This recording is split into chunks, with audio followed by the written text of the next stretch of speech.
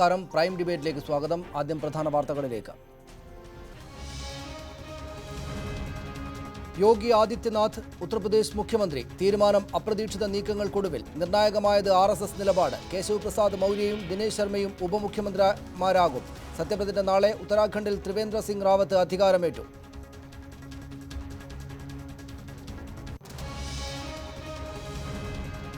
മലപ്പുറത്ത് PK കുഞ്ഞാലിക്കുട്ടിക്കെതിരെ MB Faisal ഇടത് സ്ഥാനാർത്ഥി. തീരുമാനം CPM ജില്ലാ കമ്മിറ്റിയിൽ. മലപ്പുറത്തേത് സർക്കാരിന്റെ വിലയിരുത്തലാകുമെന്ന് കോടിയേരി ബാലകൃഷ്ണൻ. ജയപ്രതീക്ഷയുണ്ടെന്ന് ഫൈസൽ.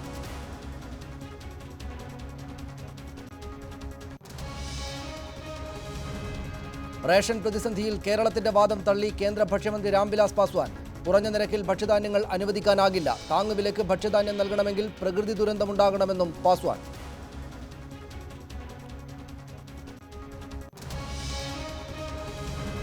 ഉത്തരവാദിത്തമില്ലേ? അപകടത്തിൽ പോയി ചാടാതിരിക്കാൻ ഉത്തരവാദിത്തമില്ലേ? പ്രായപൂർത്തിയായി കഴിഞ്ഞാൽ എനിക്ക് ഉത്തരവാദിത്തമുണ്ട്. മൊത്തത്തിൽ ഞാൻ പറയാണ്, നമുക്ക് ഉത്തരവാദിത്തമുണ്ട് അപകടത്തിൽ പോയി ചാടാതിരിക്കാൻ. ആ ഉത്തരവാദിത്തം നിർവഹിക്കുന്നതിൽ ആഭ്യന്തരമന്ത്രിക്ക് എന്ത് ചെയ്യാൻ പറ്റും? പീഡന കേസുകളെ നിസ്സാരവൽക്കരിച്ച് മന്ത്രി G സുധാകരൻ. കുണ്ടറയിലും വാളയാറിലുമുള്ള സംഭവങ്ങളുടെ പേരിൽ ആഭ്യന്തര വകുപ്പിനെ കുറ്റപ്പെടുത്തേണ്ടതില്ല. ചുംബന സമരത്തിനും മന്ത്രിയുടെ പരോക്ഷ വിമർശം. എനിക്ക് പരസ്യമായ റോഡിൽ ഇഷ്ടപ്പെട്ട സ്ത്രീയുമായി ആരെങ്കിലും ചുംബിച്ചോ? അതിന് ഞങ്ങൾ അതുപോലെ ചുംബിക്കണമെന്ന് പറയുന്നതാണ്. ഞങ്ങൾ പറ്റത്തില്ല ചുംബിക്കാൻ. ഞങ്ങൾ വീട്ടിൽ വെച്ചേ ചുംബിച്ചോളൂ.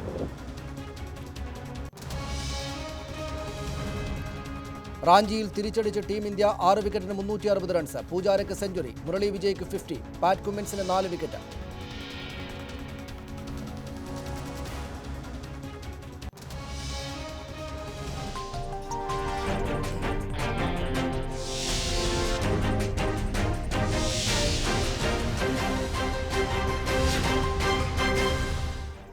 വിവാദ യോഗി ഇനി UP മുഖ്യൻ.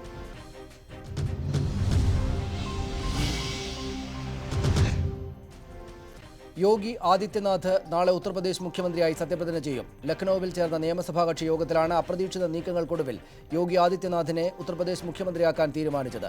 കേശവ് പ്രസാദ് മൗര്യയെയും ദിനേശ് ശർമ്മയെയും ഉപമുഖ്യമന്ത്രിമാരാക്കാൻ തീരുമാനിച്ചു. തീവ്ര ഹിന്ദുത്വ നിലപാടുള്ള യോഗി ആദിത്യനാഥ് മുഖ്യമന്ത്രി സ്ഥാനത്തെത്തുന്നതിൽ RSSന്റെ നിലപാട് നിർണായകമായി. കേന്ദ്ര ടെലികോം മന്ത്രി മനോജ് സിൻഹ, BJP സംസ്ഥാന അധ്യക്ഷൻ കേശവ് പ്രസാദ് മൗര്യ, ലക്നൌ മേയർ ദിനേശ് ശർമ്മ ഇവരെയെല്ലാം കടത്തിവെട്ടിയാണ് യോഗി ആദിത്യനാഥ് ഉത്തർപ്രദേശ് മുഖ്യമന്ത്രിയാകുന്നത്. പ്രധാനമന്ത്രി നരേന്ദ്രമോദിയുടെയും ദേശീയ അധ്യക്ഷൻ അമിത്ഷായുടെയും പിന്തുണയേക്കാൾ RSSന്റെ ഉറച്ച നിലപാടാണ് മുഖ്യമന്ത്രിയെ തീരുമാനിക്കുന്നതിൽ നിർണായകമായത്. ദേശീയ രാഷ്ട്രീയത്തിൽ നിന്ന് സംസ്ഥാന രാഷ്ട്രീയത്തിലേക്ക് മടങ്ങിപ്പോകാനില്ലെന്ന കേന്ദ്ര ആഭ്യന്തരമന്ത്രി രാജ്നാഥ് സിംഗിന്റെ ഉറച്ച നിലപാടിനെ തുടർന്നാണ് മറ്റു പേരുകൾ BJP ചർച്ച ചെയ്തു തുടങ്ങിയത്. ഇന്നുച്ചയ്ക്ക് യോഗി ആദിത്യനാഥിനെ ഡൽഹിയിലേക്ക് വിളിപ്പിച്ച ദേശീയ അധ്യക്ഷൻ അമിത്ഷാ പാർട്ടി തീരുമാനം അറിയിച്ചു. തുടർന്ന് ലക്നൌവിൽ ചേർന്ന നിയമസഭാ കക്ഷി യോഗത്തിൽ ആദിത്യനാഥിനെ നേതാവായി തിരഞ്ഞെടുത്തു. കേശവ് പ്രസാദ് മൗര്യയും ലക്നൌ മേയർ ദിനേശ് ശർമ്മയും ഉപമുഖ്യമന്ത്രിമാരാകും. श्री सुरेश खन्ना जी ने श्रीमान योगी आदित्यनाथ जी का नाम का प्रस्तावना रखा है. सभी सदस्यों का जिन्होंने मुझे इस योग्य समझा है. मेरे सामने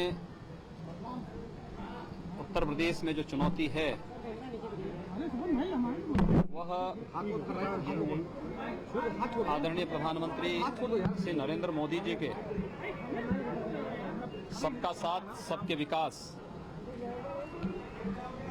के इस स्लोगन के साथ उत्तर प्रदेश में विकास और सुशासन की स्थापना करने में हम सफल होंगे. और मैं आभारी हूं आदरणीय गवर्नर साहब का, जिन्होंने कृपा पूर्वक सरकार बनाने के लिए हमें आमंत्रित किया है. രാമക്ഷേത്ര നിർമ്മാണം, ഗോസംരക്ഷണം തുടങ്ങി തീവ്ര ഹിന്ദുത്വവാദ വിഷയങ്ങളിൽ യോഗി ആദിത്യനാഥിന്റെ പല പ്രസ്താവനകളും വിവാദങ്ങളായിട്ടുണ്ട്. 2014 മോദി സർക്കാരിലെ മന്ത്രിയാക്കാതിരുന്ന ആദിത്യനാഥിനെ നിയമസഭാ തെരഞ്ഞെടുപ്പിന് മുൻപ് മുഖ്യമന്ത്രി സ്ഥാനത്തേക്ക് ഉയർത്തിക്കാണിക്കാനും പാർട്ടി തയ്യാറായിരുന്നില്ല. എന്നാൽ 325 സീറ്റുകളോടെ വലിയ വിജയം നേടിയ ശേഷം യോഗി ആദിത്യനാഥിനെ മുഖ്യമന്ത്രിയാക്കുമ്പോൾ രാമക്ഷേത്ര നിർമ്മാണമടക്കമുള്ള വിവാദ വിഷയങ്ങൾ ഇനി സജീവമാകുമെന്നുറപ്പ്. വിവാദ നായകനിൽ നിന്ന് വികസന നായകനാകാൻ യോഗി ആദിത്യനാഥിന് കഴിയുമോ? അതോ തീവ്ര ഹിന്ദുത്വവാദ നിലപാടുകൾ മുഖ്യമന്ത്രിയായാലും തുടരുമോ? ഉത്തർപ്രദേശ് രാഷ്ട്രീയം മാത്രമല്ല, ദേശീയ രാഷ്ട്രീയവും ഉറ്റുനോക്കുന്നത് ഈ ചോദ്യങ്ങൾക്കുള്ള ഉത്തരങ്ങളാണ്. J Satish Kumar, news 18 Delhi. BJP നേതാവ് ശ്രീ വി രാജേഷ് തിരുവനന്തപുരം സ്റ്റുഡിയോയിലുണ്ട്. ശ്രീ PM സുരേഷ് ബാബു കോൺഗ്രസ് നേതാവ് Kozhikode, Shri CP Narayanan CPM MP അദ്ദേഹം തിരുവനന്തപുരത്ത്, മാധ്യമപ്രവർത്തകൻ ശ്രീ KJ ജേക്കബ് കൊച്ചി സ്റ്റുഡിയോയിൽ നിന്നും ഈ ചർച്ചയിൽ ചേരും. ആദ്യം ശ്രീ വി രാജേഷ്, വലിയ വർഗീയമായിട്ടുള്ള വിവാദ പരാമർശങ്ങൾ ആവർത്തിച്ച് നടത്തിയ ആളാണ് യോഗി ആദിത്യനാഥ്. അദ്ദേഹം ഉത്തർപ്രദേശിൻ്റെ മുഖ്യമന്ത്രിയാകുന്നതിൽ അഭംഗിയുള്ളത് എന്തെങ്കിലുമുണ്ടോ? എന്ന് വെച്ചാൽ വേണ്ടിയിരുന്നില്ല എന്ന് കേരളത്തിലെ BJP നേതാക്കൾക്കെങ്കിലും തോന്നേണ്ടുന്ന കാര്യങ്ങൾ എന്തെങ്കിലുമുണ്ടോ? BJPയുടെ ഓരോ പ്രവർത്തനത്തെയും വിമർശന ബുദ്ധിയാ നോക്കുന്നവർക്ക് മാത്രമേ അതിൽ അഭംഗി കാണാൻ സാധിക്കുകയുള്ളൂ. എന്തായാലും ഒരു 300-320 സീറ്റുകളിൽ വിജയം കൈവരിച്ച നേതൃത്വമാണല്ലോ തീരുമാനിച്ചിരിക്കുന്നത്. വളരെ ആലോചിച്ച്, അതായത് 1989 മുതൽ ഇന്ന് വരെ തുടർച്ചയായി 5 തവണ അദ്ദേഹം പ്രതിനിധീകരിക്കുന്ന നിയോജക മണ്ഡലത്തിൽ നിന്നും ഇന്ത്യൻ പാർലമെൻറ്റിലെത്തി തെരഞ്ഞെടുപ്പ് രാഷ്ട്രീയത്തിൽ കഴിവ് തെളിയിച്ച് കഴിഞ്ഞ തെരഞ്ഞെടുപ്പിൽ 1.5 ലക്ഷം വോട്ടിൻ്റെ ഭൂരിപക്ഷത്തിൽ വിജയിച്ച 30% മുസ്ലിം സമുദായം ഉള്ള വോട്ടർമാരുള്ള നിയോജക മണ്ഡലത്തിൽ ആകെയുള്ള മുസ്ലിം സമുദായത്തിൻ്റെ 40% വോട്ട് നേടി വിജയിക്കുന്ന വ്യക്തിയാണ് ശ്രീ ആദിത്യനാഥ്. അങ്ങനെയുള്ള ഒരു വ്യക്തിയെ ചില ലക്ഷ്യങ്ങൾ മുന്നിൽ കണ്ടുകൊണ്ടാണ് BJP നേതൃത്വം മുഖ്യമന്ത്രി സ്ഥാനാർത്ഥിയായി മുഖ്യമന്ത്രി സ്ഥാനത്തേക്ക് കണ്ടെത്തിയിട്ടുള്ളത്. തീർച്ചയായും തികച്ചും ഉചിതമായിട്ടുള്ളൊരു തീരുമാനം തന്നെയാണ്. വരാൻ പോകുന്ന ആളുകൾ അത് തെളിയിക്കും. ശ്രീ CP നാരായണൻ 6 തവണ MP ആയിട്ടുള്ള 6 തവണ മത്സരിച്ച് വിജയിച്ചിട്ടുള്ള ആളാണ്. 26ാമത്തെ വയസ്സിൽ, ഇത് 6ാം തവണയാണ്, 26ാമത്തെ വയസ്സിൽ ആദ്യ തവണ MP ആയിട്ടുള്ള ആളാണ്. വലിയ ആളെ കൂട്ടിയിട്ടുള്ള പ്രഭാഷകനാണ്. ഉത്തർപ്രദേശിൽ വലിയ മുന്നേറ്റമുണ്ടാക്കിയത് BJPക്ക് നേതൃത്വം നൽകിയ ആളുമാണ്. അദ്ദേഹത്തിൻ്റെ പ്രസംഗങ്ങൾ വലിയ തോതിൽ വോട്ട് ക്യാൻവാസ് ചെയ്തിട്ടുണ്ട്. അങ്ങനെയുള്ള ആളെ മുഖ്യമന്ത്രി സ്ഥാനത്തേക്ക് BJP കൊണ്ടുവരുന്നതിൽ വിമർശിക്കേണ്ടുന്ന കാര്യങ്ങൾ എന്തെങ്കിലുമുണ്ടോ?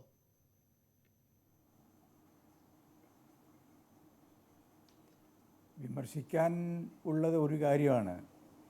BJP അവിടെ ഈ 403 സീറ്റ് ഉണ്ടായിരുന്നല്ലോ, അതിൽ 300-ലധികം പേരെ BJPക്കാരെ തന്നെ സ്ഥാനാർത്ഥിയാക്കി നിർത്തി.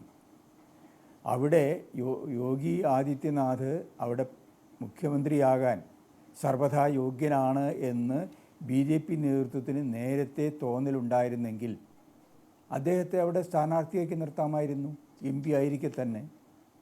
അങ്ങനെ തിരഞ്ഞെടുപ്പിലൂടെ വിജയിച്ച് വരുന്ന ഒരാളായിട്ട്, ഇത് തിരഞ്ഞെടുപ്പ് കഴിഞ്ഞ് ഒരാഴ്ച കഴിഞ്ഞിട്ടാണ്, ഒരാഴ്ചക്കാലം നീണ്ടു നിന്ന മാധ്യമങ്ങളെല്ലാം ആ വാർത്ത വന്നതാണല്ലോ, ഇതിനെപ്പറ്റി ഒരുപാട് ചർച്ച നടന്നെന്നുള്ളത്. അപ്പോൾ അതിൻ്റെ അവസാനം അദ്ദേഹത്തെ കൊണ്ടുവരുമ്പോൾ ഉള്ള ഒരു അഭംഗി ഉണ്ടായില്ല. അത് അദ്ദേഹത്തെ മറ്റേ രാജേഷ് പറഞ്ഞതുപോലെ ആ പാർട്ടിയുടെ അവകാശമാണ്, ഞാനതിനെ ചോദ്യം ചെയ്യുന്നൊന്നുമില്ല. പക്ഷേ തിരഞ്ഞെടുക്കപ്പെട്ട ആളുകളിൽ അവർ തന്നെ പലരും സ്ഥാനം മോഹിച്ച ആൾക്കാരുണ്ട്. അവർക്ക് വേണ്ടി വരെ പലരും പല ചരടുവലികളും നടത്തിയിട്ടുണ്ട്. അതിൻ്റെ എല്ലാം അവസാനം രാഷ്ട്രീയ മണ്ഡലത്തിൽ വളരെ ഏകാഭിപ്രായമല്ല അദ്ദേഹത്തെ സംബന്ധിച്ചുള്ളത്. വിവാദ പുരുഷനായി അദ്ദേഹം 5-6ാമത്തെ തവണയാണ് ഇപ്പോൾ പാർലമെൻറ്റിലുള്ളത്, അതൊക്കെ ശരിയാണ്. പക്ഷേ വിവാദ പുരുഷനായ ഒരാളെ ഈ അദ്ദേഹം തന്നെ പറഞ്ഞ സബ്കാ സാത്ത് സബ്കാ വികാസ് എന്ന് പറയുന്നതിൽ അദ്ദേഹം അത് പ്രാവർത്തികമാക്കുമോ എന്ന സംശയം പലർക്കും തോന്നാം. അദ്ദേഹത്തിൻ്റെ കഴിഞ്ഞകാല പ്രവർത്തനങ്ങളെ വെച്ച് നോക്കുമ്പോൾ അതാവില്ല എന്ന് നമുക്ക് പ്രതീക്ഷിക്കുക. അതേ നമുക്ക് ഇപ്പം നിവൃത്തിയുള്ളൂ. പിന്നീടുള്ളതൊക്കെ അദ്ദേഹത്തിന് ഇനിയുള്ള മറ്റേ പ്രതികരണങ്ങളും നടപടികളും വെച്ച് നമുക്ക് പറയാൻ കഴിയുള്ളൂ. തിരിച്ചു വരാം. ശ്രീ PM സുരേഷ് ബാബു, തീവ്രമായ രാഷ്ട്രീയ പ്രസംഗങ്ങൾ നടത്തിയിട്ടുണ്ട് എന്നതാണ് ഈ പൊതുവിൽ അനഭിമിതനായിട്ട് ഈ മറ്റുള്ളവർക്ക്, അതായത് BJPക്ക് പുറത്തുള്ള ആളുകൾക്ക് യോഗി ആദിത്യനാഥിനെ കുറിച്ച് തോന്നാനുള്ള കാരണങ്ങളിലൊന്ന്. അതിപ്പോൾ എല്ലാവരും അവരവരുടെ രാഷ്ട്രീയം അത്യാവശ്യം തീവ്രമായിട്ടൊക്കെ പറയുന്ന നാടാണല്ലോ ഇത്. എല്ലാ രാഷ്ട്രീയ പാർട്ടികളുടെയും ചില നേതാക്കളെങ്കിലും അവരവരുടെ രാഷ്ട്രീയത്തിന് വേണ്ടി വളരെ തീവ്രമായിട്ടുള്ള വാക്കുകൾ ഉപയോഗിച്ച് സംസാരിക്കാറുണ്ട്. ആ അർത്ഥത്തിൽ വിവാദങ്ങൾ ഉണ്ടാക്കിയിട്ടുണ്ട് എന്നതുകൊണ്ട് ഉത്തർപ്രദേശ് പോലൊരു സംസ്ഥാനത്തിൻ്റെ മുഖ്യമന്ത്രിയാകുന്നു യോഗി ആദിത്യനാഥ് എന്ന് കേൾക്കുമ്പോൾ ഞെട്ടേണ്ടുന്ന കാര്യം എന്താണ്? കാര്യമുണ്ടോ?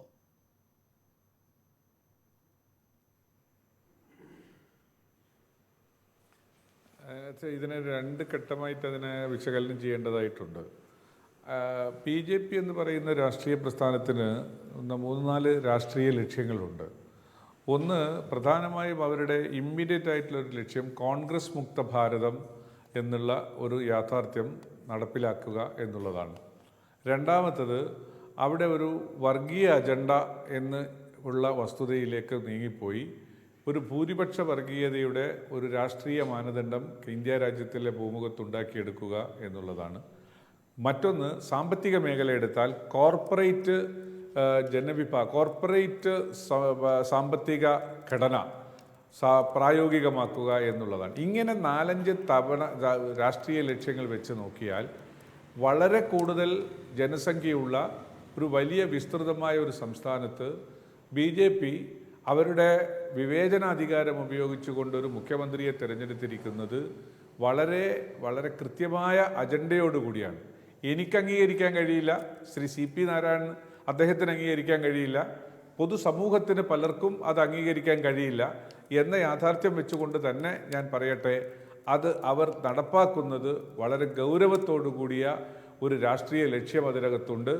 ഇന്ത്യ രാജ്യത്തെ ജനാധിപത്യ മതേതര സോഷ്യലിസ്റ്റ് ചിന്താഗതിയുള്ള ജനവിഭാഗങ്ങളോടുള്ള ഒരു വെല്ലുവിളിയാണ്. പക്ഷേ അത് പറയുമ്പോഴും അവരുടെ ജനാധിപത്യ അവകാശത്തെ നമുക്ക് നിഷേധിക്കാൻ കഴിയില്ല. ആ അവകാശം ഉപയോഗിച്ചുകൊണ്ടാണ് ഇദ്ദേഹത്തെ മുഖ്യമന്ത്രി സ്ഥാനത്തേക്ക് അവർ കൊണ്ടുവന്നിരിക്കുന്നത് എന്ന് അനുമാനിക്കേണ്ടി വരും. ശ്രീ KJ ജേക്കബ്, ഇതിപ്പോൾ BJPയെ വിമർശിക്കേണ്ടതായ സാഹചര്യങ്ങൾ എന്തെങ്കിലും ഉണ്ടോ? അതായത് ഇതുപോലുള്ള ഇതേ രാഷ്ട്രീയം തന്നെ പറഞ്ഞാണ് ഉത്തർപ്രദേശിനകത്ത് അവർ വോട്ട് പിടിച്ചത്. ആ രാഷ്ട്രീയത്തിന് ഉത്തർപ്രദേശ് എന്ന വലിയ സംസ്ഥാനത്തെ ജനങ്ങൾ അവർക്കെതിരായിട്ടുള്ള നിരവധിയായിട്ടുള്ള പ്രചാരണങ്ങൾ ഉണ്ടായിട്ട് പോലും നോട്ട് നിരോധം പോലുള്ള സംഗതികൾ ലോകത്ത് നിന്ന് തന്നെ വിമർശനം ഏറ്റുവാങ്ങിയപ്പോൾ പോലും അവരവരുടെ രാഷ്ട്രീയം പറഞ്ഞു. അതിനനുകൂലമായിട്ടുള്ള നിലപാട് നാട്ടുകാരിൽ നിന്ന് കിട്ടുകയും ചെയ്തു. ആ അർത്ഥത്തിൽ ജനം ആഗ്രഹിക്കുന്ന ആളെ മുഖ്യമന്ത്രിയായി നൽകിയിരിക്കുന്നു എന്ന് തന്നെയല്ലേ കാണേണ്ടത്?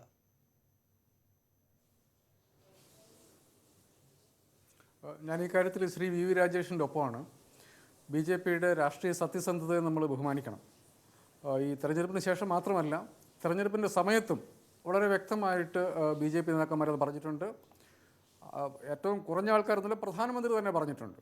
നമ്മൾ ആദ്യമായിട്ടായിരിക്കും ഒരു പ്രധാനമന്ത്രി വൈദ്യുതിയൊക്കെ വർഗീയവൽക്കരിച്ച് വർത്തമാനം പറയുന്നത് കേട്ടിട്ടുള്ളത്. വളരെ വ്യക്തമായിട്ട് ഇലക്ഷൻ്റെ സമയത്ത് അത് നമ്മുടെ മുമ്പിലുള്ളതാണ്. അപ്പോൾ ആ ഇലക്ഷൻ ഏത് ക്യാമ്പയിൻ ഉദ്ദേശത്തോടുകൂടി നടത്തിയോ ആ ക്യാമ്പയിൻ വളരെ വിജയകരമായിട്ട് അവർ നടത്തി. അപ്പോൾ അതിൻ്റെ കൃത്യമായിട്ടുള്ള ഒരു തെരഞ്ഞെടുപ്പ്, ഒരു ചോയ്സ് എന്ന് മാത്രമേ ഞാനതിനെ കാണുന്നുള്ളൂ. അതിൽ കുറഞ്ഞ ഒന്നും BJPക്ക് UPയിലെ ജനങ്ങളോട് മുമ്പിൽ വെക്കാനില്ല. അവരുടെ BJP വളരെ കൃത്യമായിട്ടുള്ള രാഷ്ട്രീയ അജണ്ടയോടുകൂടി പോകുന്നു. അത് അവരുടെ സൗകര്യം അവർ നാട്ടുകാരുടെ മുമ്പിൽ വെച്ചു. ഇതാണ് ഞങ്ങളുടെ അജണ്ട എന്ന് പറഞ്ഞു. നാട്ടുകാർ വൻ ഭൂരിപക്ഷത്തിൽ അവർ ചെറിയ 39%, 40% എന്ന് പറയുന്ന ചെറിയ വോട്ടൊന്നുമല്ല. കാരണം ഇതിനു മുമ്പേ അവിടെ ഭരിച്ച എല്ലാ പാർട്ടികൾക്കും 30%, 29%-ാണ് എല്ലാവരും ഭരിച്ചിരിക്കുന്നത്. അപ്പം 40%-ത്തോടടുത്ത് വോട്ട് കിട്ടിയ ഒരു പാർട്ടിക്ക് അവരുടെ അജണ്ടയോട് ഏറ്റവും കൂറ് പുലർത്തുന്ന ഒരാളെ അവർ തിരഞ്ഞെടുത്തു എന്നുള്ളത് വളരെ കൃത്യമായിട്ടുള്ള വളരെ സത്യസന്ധമായ ഒരു നിലപാടാണ്. ഞാനതിനെ ശരിക്കും പറഞ്ഞാൽ പാർട്ടി അഭിനന്ദിക്കുകയാണ്. അഭിനന്ദനാർഹമാണ് ശ്രീ VV രാജേഷ്. അദ്ദേഹം പറഞ്ഞത് വെച്ച് നോക്കുകയാണെങ്കിൽ നിങ്ങളുടെ രാഷ്ട്രീയ സത്യസന്ധതയെ അദ്ദേഹം അനുകൂലിക്കുകയാണ്. പക്ഷേ അപ്പോൾ തന്നെയും 18% മുസ്ലിം ജനസംഖ്യയുള്ള ആ നാട്ടിൽ ഒരൊറ്റ മുസ്ലിം സ്ഥാനാർത്ഥിയെ പോലും BJPയുടെ കണക്കിൽ നിന്നില്ല. അവിടെ നരേന്ദ്രമോദി, നമ്മുടെ രാജ്യത്തിൻ്റെ ബഹുമാനായ പ്രധാനമന്ത്രി തന്നെയും ചെന്ന് പ്രസംഗം നടത്തിയത് ഖബറിസ്ഥാൻ പരാമർശമൊക്കെയാണ്. അതോട് ചേർത്ത് വെച്ച് അദ്ദേഹം പറഞ്ഞത്, ഈ യോഗി ആദിത്യനാഥ് മുമ്പ് പറഞ്ഞത് 80% പേർ ഹിന്ദുക്കളാണിവിടെ, 600 കോടി മാത്രമാണ് ഹിന്ദു ശവമടക്ക് പരിപാടികൾക്ക് വേണ്ടി ചെലവഴിക്കാൻ കിട്ടുന്നത്, 1300 കോടി രൂപ ഖബറിസ്ഥാനുകൾക്ക് വേണ്ടി പോകുന്നുണ്ട്, 1300 മെഗാവാട്ട് വൈദ്യുതി റംസാന് ചെലവഴിക്കുന്നുണ്ടെങ്കിൽ 1500 മാത്രമേ ദീപാവലിക്ക് കിട്ടുന്നുള്ളൂ. ജനസംഖ്യ അനുസരിച്ചാണെങ്കിൽ ഇത്രയൊന്നുമല്ല, ഒരുപാട് ഇരട്ടിയാണ് വരേണ്ടത്. 18% മുസ്ലിം ജനസംഖ്യയുള്ള ആ നാട്ടിൽ തനി മുസ്ലിം വിരുദ്ധത, മുസ്ലിം എന്ന് കേട്ടാൽ തല്ലാൻ ഇറങ്ങുന്ന ഒരാളെ പിടിച്ച് മുഖ്യമന്ത്രിയാക്കുക എന്നതിൽ നിങ്ങളുടെ പൂർണ്ണ അധികാരം BJPക്കാണ്. പക്ഷേ എങ്കിൽ തന്നെയും കേരളം പോലെ ഒരു സ്ഥലത്തിരുന്നിട്ട് അതിനെ നോക്കുമ്പോൾ താങ്കൾക്കടക്കം അഭംഗി തോന്നേണ്ടതല്ലേ? കുറെക്കൂടെ ഒരു ജനാധിപത്യ മര്യാദ എന്നതൊക്കെ കാണേണ്ടതല്ലേ? എല്ലാത്തരം സമുദായങ്ങളെയും ചേർത്ത് നിർത്തുന്നതാണ് തങ്ങളുടെ രാഷ്ട്രീയമെന്ന് ഭംഗിവാക്കായിട്ടെങ്കിലും പറയുന്ന ആളുകളല്ലേ നിങ്ങൾ? അല്ല, ഇതിൽ ശ്രീ PM സുരേഷ് ബാബു അവർക്കും നമ്മുടെ മാധ്യമപ്രവർത്തകൻ ശ്രീ KJ തോമസ് അദ്ദേഹത്തിനുമാണ് ആദ്യം മറുപടി കൊടുക്കണമെന്ന് ഞാൻ കരുതി. പക്ഷേ സനീഷിന് ആദ്യം ഒരു മറുപടി തരാം. മുസ്ലിം എന്ന് കേട്ടാൽ തല്ലാനിറങ്ങുന്ന ഒരാളെ പിടിച്ച് നിങ്ങൾ മുഖ്യമന്ത്രിയാക്കി എന്ന് പറയുന്നതിലൂടെ ഒരു BJP വിരോധം ഈ ചാനലിൽ ഈ വാർത്ത കേൾക്കുന്നവരെ ഉള്ളിലേക്ക് കുത്തിവയ്ക്കാൻ ശ്രമിക്കുന്ന താങ്കളുടെ ഒരു അജണ്ടയുണ്ടല്ലോ, ആ അജണ്ടയ്ക്ക് ഞങ്ങൾ എതിരാണ്. വേറൊന്ന്, ഇവിടെ CP നാരായണൻ അദ്ദേഹം ചോദിച്ചു, തെരഞ്ഞെടുപ്പ് സമയത്ത് യോഗി ആദിത്യനാഥിനെ എന്തുകൊണ്ട് BJP മുഖ്യമന്ത്രി സ്ഥാനാർത്ഥിയായി ഉയർത്തിക്കാട്ടിയില്ല എന്ന്. ഏത് മുഖ്യമന്ത്രി സ്ഥാനാർത്ഥിയായിട്ടാണ് ശ്രീ EK നയനാരെ ഉയർത്തിക്കാട്ടിക്കൊണ്ട് നിങ്ങൾ മുൻപ് മത്സരിച്ചത്? VS അച്യുതാനന്ദൻ തോറ്റ തെരഞ്ഞെടുപ്പിൽ EK നയനാർ മത്സരിച്ചില്ലല്ലോ. തെരഞ്ഞെടുപ്പ് കഴിഞ്ഞപ്പോഴേക്ക് EK നയനാർ എങ്ങനെയാണ് കേരളത്തിൻ്റെ മുഖ്യമന്ത്രിയായത്? CP എന്നേക്കാൾ കൂടുതൽ പരിചയസമ്പന്നനാണല്ലോ. മൻമോഹൻ സിംഗിനെ 2004 തെരഞ്ഞെടുപ്പിൽ ഇന്ത്യൻ പ്രധാനമന്ത്രി സ്ഥാനാർത്ഥിയായിട്ട് ഉയർത്തി കാണിച്ചിട്ടാണ് ഇന്ത്യൻ നാഷണൽ കോൺഗ്രസ് മത്സരിച്ചത്. അതിനുശേഷം CP നാരായണൻ്റെ CPM ഉൾപ്പെടെ ഉള്ളവർ മൻമോഹൻ സിംഗിനെ വോട്ട് ചെയ്ത് പ്രധാനമന്ത്രിയാക്കിയല്ലോ. അന്നെന്തേ CP നാരായണന് ഈ ധാർമ്മിക ബോധവും ഈ ചോദ്യമൊന്നും അന്ന് ഉയർന്നില്ല? അന്നും താങ്കൾ ഈ ചോദ്യം ഉയർത്തിയിരുന്നുവെങ്കിൽ ഇന്ന് താങ്കൾ ഈ ചോദ്യം ഉയർത്തിയതിനെ ഞാൻ ബഹുമാനിക്കാമായിരുന്നു. അതുകൊണ്ട് തന്നെ അടിസ്ഥാനമില്ലാത്ത ആ ചോദ്യത്തെ ഞാൻ തള്ളിക്കളയുന്നു. വേറൊന്ന്, ഇവിടെ പറഞ്ഞു എന്നെ ബഹുമാനിച്ചുകൊണ്ട് എൻ്റെ ആർഗ്യുമെൻറ്റിനോട് യോജിച്ചുവെങ്കിലും ഇവിടുത്തെ മാധ്യമപ്രവർത്തകൻ ഒരു കാര്യം പറഞ്ഞത്, ഒരു പ്രധാനമന്ത്രി വൈദ്യുതിയെ വർഗീയവൽക്കരിക്കുന്നത് അദ്ദേഹത്തിൻ്റെ ജീവിതത്തിൽ ആദ്യമായിട്ടാണ് കേൾക്കുന്നതെന്ന്. ഡോക്ടർ മൻമോഹൻ സിംഗ് ഈ രാജ്യത്തിൻ്റെ പ്രധാനമന്ത്രിയായിരുന്നപ്പോൾ ഈ രാജ്യത്തിൻ്റെ സമ്പത്തിലെ ഭൂരിപക്ഷവും അവകാശപ്പെടുന്നത് ഈ രാജ്യത്തിലെ ന്യൂനപക്ഷങ്ങൾക്ക് വേണ്ടിയിട്ടാണ് എന്ന് പറഞ്ഞപ്പോൾ താങ്കളുടെ ഉള്ളിലുള്ള നിഷ്പക്ഷ മാധ്യമപ്രവർത്തകൻ ഉണർന്നൊരു ചോദ്യം ചോദിച്ചില്ല. അന്ന് പ്രധാനമന്ത്രി പറയേണ്ടിയിരുന്നത് ഈ രാജ്യത്തിലെ സമ്പത്തിൻ്റെ ഭൂരിപക്ഷവും ഈ രാജ്യത്തിലെ പട്ടിണി പാവങ്ങൾക്കാണ്, ദാരിദ്ര്യം അനുഭവിക്കുന്ന മുസൽമാനും ക്രിസ്ത്യാനിക്കും ഹിന്ദുവിനും ജൈനനും പാഴ്സിക്കുമുള്ളത് ആണ് എന്ന് പറഞ്ഞിരുന്നുവെങ്കിൽ അതിനെ അംഗീകരിക്കാമായിരുന്നു. ന്യൂനപക്ഷ പ്രീണനത്തിന് വേണ്ടി മൻമോഹൻ സിംഗ് അന്നൊരു സ്റ്റേറ്റ്മെന്റ് നടത്തിയപ്പോൾ താങ്കളെപ്പോലുള്ള ഒരു മാധ്യമപ്രവർത്തനും ഒരു ഒരൊറ്റ നിമിഷം ശ്രീ VV രാജേഷ്, ഒരൊറ്റ നിമിഷം. ന്യൂനപക്ഷ പ്രീണനമൊക്കെ അവിടെ നിൽക്കട്ടെ. ഒരൊറ്റ നിമിഷം ശ്രീ VV രാജേഷ്. ഈ ചാനലിൽ ഇരുന്നു കൊണ്ട് ഈ BJPക്കെതിരായിട്ടുള്ള ഒരു പരാമർശം നടത്തുന്നു എന്നൊക്കെ പറഞ്ഞത് ചിലപ്പോൾ ആളുകൾക്ക് തെറ്റിദ്ധാരണ ഉണ്ടാകുന്നതുകൊണ്ട് ഞാൻ ചില കാര്യങ്ങൾ കൂടി അങ്ങോട്ട് പറഞ്ഞിട്ട്, മുസ്ലിം സ്ത്രീകളെ കുഴിമാടത്തിൽ നിന്ന് പുറത്തെടുക്കുക, അവരെ വീണ്ടും ബലാത്സംഗം ചെയ്യുക, അപ്പോഴേ ഇവറ്റകൾ പാഠം പഠിക്കൂ. അത് ഒരു പ്രാസംഗികൻ ഇദ്ദേഹം കൂടെ ഇരിക്കുന്ന വേദിയിൽ വെച്ച് പറയുകയാണ്. ഇദ്ദേഹം കേട്ടുകൊണ്ടിരിക്കുകയാണ്, കൈയടിക്കുകയാണ് ആൾക്കാർ. മുസ്ലിങ്ങൾ ഇന്ന് വോട്ടവകാശം എടുത്തു കളയോ, അപ്പോഴറിയാം പിന്നെ ഒരു പട്ടി പോലും മുസ്ലിങ്ങളെ തിരിഞ്ഞു നോക്കില്ല. ഇതും അദ്ദേഹത്തിന് മുന്നിൽ മറ്റൊരാൾ പ്രസംഗിക്കുകയാണ്. അവർ ഒരു ഹിന്ദു പെൺകുട്ടിയെ കടത്തിയാൽ നമ്മൾ 100 മുസ്ലിം പെൺകുട്ടികളെ കടത്തും. പാകിസ്ഥാൻ നല്ല നാടാണെന്ന് പറയുന്നവരുണ്ടെങ്കിൽ അവർ പാകിസ്ഥാനിലേക്ക് പോകട്ടെ, അങ്ങനെ പോകാനുള്ള പിച്ചക്കാശ് വേണമെങ്കിൽ ഞാൻ തരാം. ഇത് പ്രസംഗിച്ചത് യോഗി ആദിത്യനാഥാണ്. ഇസ്ലാം ഭാരതത്തിൽ വന്ന കാലത്ത് ഭാരതത്തിലെ ജനസംഖ്യ 20 കോടിയായിരുന്നു. ജനസംഖ്യാ വർധനയെക്കുറിച്ച് ആ പരാമർശം. ഇത്തരത്തിൽ ഒരുപാട്, മദർ തെരേസയെക്കുറിച്ച്, ഷാറൂഖ് ഖാൻ എന്ന രാജ്യത്തെ ഏറ്റവും കൂടുതൽ ആരാധകരുള്ള സിനിമാ നടനെക്കുറിച്ച്, ഹാഫിസ് സെയ്ദ് എന്ന തീവ്രവാദിയോട് ചേർത്ത് വെച്ചത്, ഇത്തരത്തിൽ ഒരുപാട് വിമർശനങ്ങൾ നടത്തിയ, ശരിയല്ലാത്ത പ്രസംഗങ്ങൾ നടത്തിയതിൻ്റെ യൂട്യൂബ് ലിങ്ക് ഇവിടെയുണ്ട്. വെറുതെ പറയുന്നതല്ല. ഇത് എടോ ഗോപാലകൃഷ്ണ എന്നൊക്കെ ഒരു പ്രസ്താവന നടത്തിയാൽ, എന്ന് വിളിച്ചൊരു പരാമർശം നടത്തിയാൽ പോലും എതിർക്കുന്ന നമ്മുടെ നാട്ടിലിരുന്നു കൊണ്ട് ഇത്രമേൽ വലിയ വർഗീയ വിഷ പരാമർശങ്ങൾ നടത്തിയ ആളുകൾക്കെതിരായിട്ട് ഒരു നിലപാട് പറഞ്ഞാൽ അതെങ്ങനെയാണ് BJPക്ക് വിരുദ്ധമാകുന്നത്? കേരളത്തിലെ ഒരു രാഷ്ട്രീയ നേതാവ്, BJP നേതാവ്, മുസ്ലിം പ്രവർത്തകരുടെ കൂടെ വോട്ട് വേണം, മുസ്ലിം പ്രവർത്തകർ കൂടെയുള്ള ഒരു പാർട്ടിയുടെ നേതാവ് എന്ന നിലക്ക് താങ്കൾക്ക് ഇക്കാര്യത്തെയൊക്കെ അനുകൂല നിലപാടാണോ ഉള്ളത്? സനീഷ, യോഗി ആദിത്യനാഥ് പറഞ്ഞു എന്ന് പറയുന്ന ആ പ്രസ്താവന മാത്രം ഒന്ന് പറയാമോ? ഏത് പ്രസ്താവനയാണ് താങ്കൾക്ക് വേണ്ടത്? Yogi Adityanath mother Teresa Christianity വളർത്താൻ വേണ്ടി വന്നതാണ്, അവർ ശരിയല്ല എന്ന് പറഞ്ഞിട്ടുണ്ട്. ഷാറൂഖ് ഖാൻ തീവ്രവാദിയെ പോലെയാണ്, ഇയാൾക്ക് സിനിമ കാണാൻ ആൾ പോയിട്ടില്ലെങ്കിൽ റോഡിൽ തെണ്ടി നടക്കുന്ന ഏതെങ്കിലും ഒരു മുസ്ലിമിനെ പോലെ തന്നെ മാത്രമാണ് അയാൾ എന്ന് പരാമർശം നടത്തിയിട്ടുണ്ട്. വേറൊന്ന് മുഴുവൻ പറയണോ? ആളുകൾക്ക് കേട്ടു. ഈ പ്രസ്താവനകളെല്ലാം കേരളത്തിലെ ആളുകൾ കൂടെ കേട്ട് അവർക്കൊക്കെ ഈ കാര്യങ്ങൾ അവരിലേക്ക് കൂടെ പ്രചരിക്കട്ടെ എന്നാണോ താങ്കൾ വിചാരിക്കുന്നത്? താങ്കൾക്ക് ഇതിനൊന്നും അഭംഗി തോന്നുന്നില്ലേ എന്നാണ് എൻ്റെ ചോദ്യം. ഇതൊക്കെ ഒരു രാഷ്ട്രീയ നേതാവ് പറയാൻ പാടുള്ള സംഗതികളാണോ രാജ്യത്തിരുന്നിട്ട്? താങ്കൾ ഇത് കേരളത്തിലെ ജനങ്ങൾ കേൾക്കുന്നു എന്നുള്ളതിലൊന്നും ഞാനൊന്നും ഭയക്കുന്നില്ല. കാരണം താങ്കൾ ഈ പറഞ്ഞ 2 സ്റ്റേറ്റ്മെന്റ്, മദർ തെരേസയുടെ പ്രവർത്തനത്തെക്കുറിച്ചുള്ള അദ്ദേഹത്തിന്റെ കാഴ്ചപ്പാട് അദ്ദേഹം പറഞ്ഞു. അദ്ദേഹത്തിന്റെ കാഴ്ചപ്പാട് അദ്ദേഹം മറച്ചു വെച്ചില്ല. അദ്ദേഹം പറഞ്ഞു, നാട്ടിലുള്ള എല്ലാവർക്കും, എനിക്ക് മദർ തെരേസയെ കുറിച്ചുള്ള വ്യത്യസ്തമായ കാഴ്ചപ്പാടാണ് എനിക്കുള്ളത്.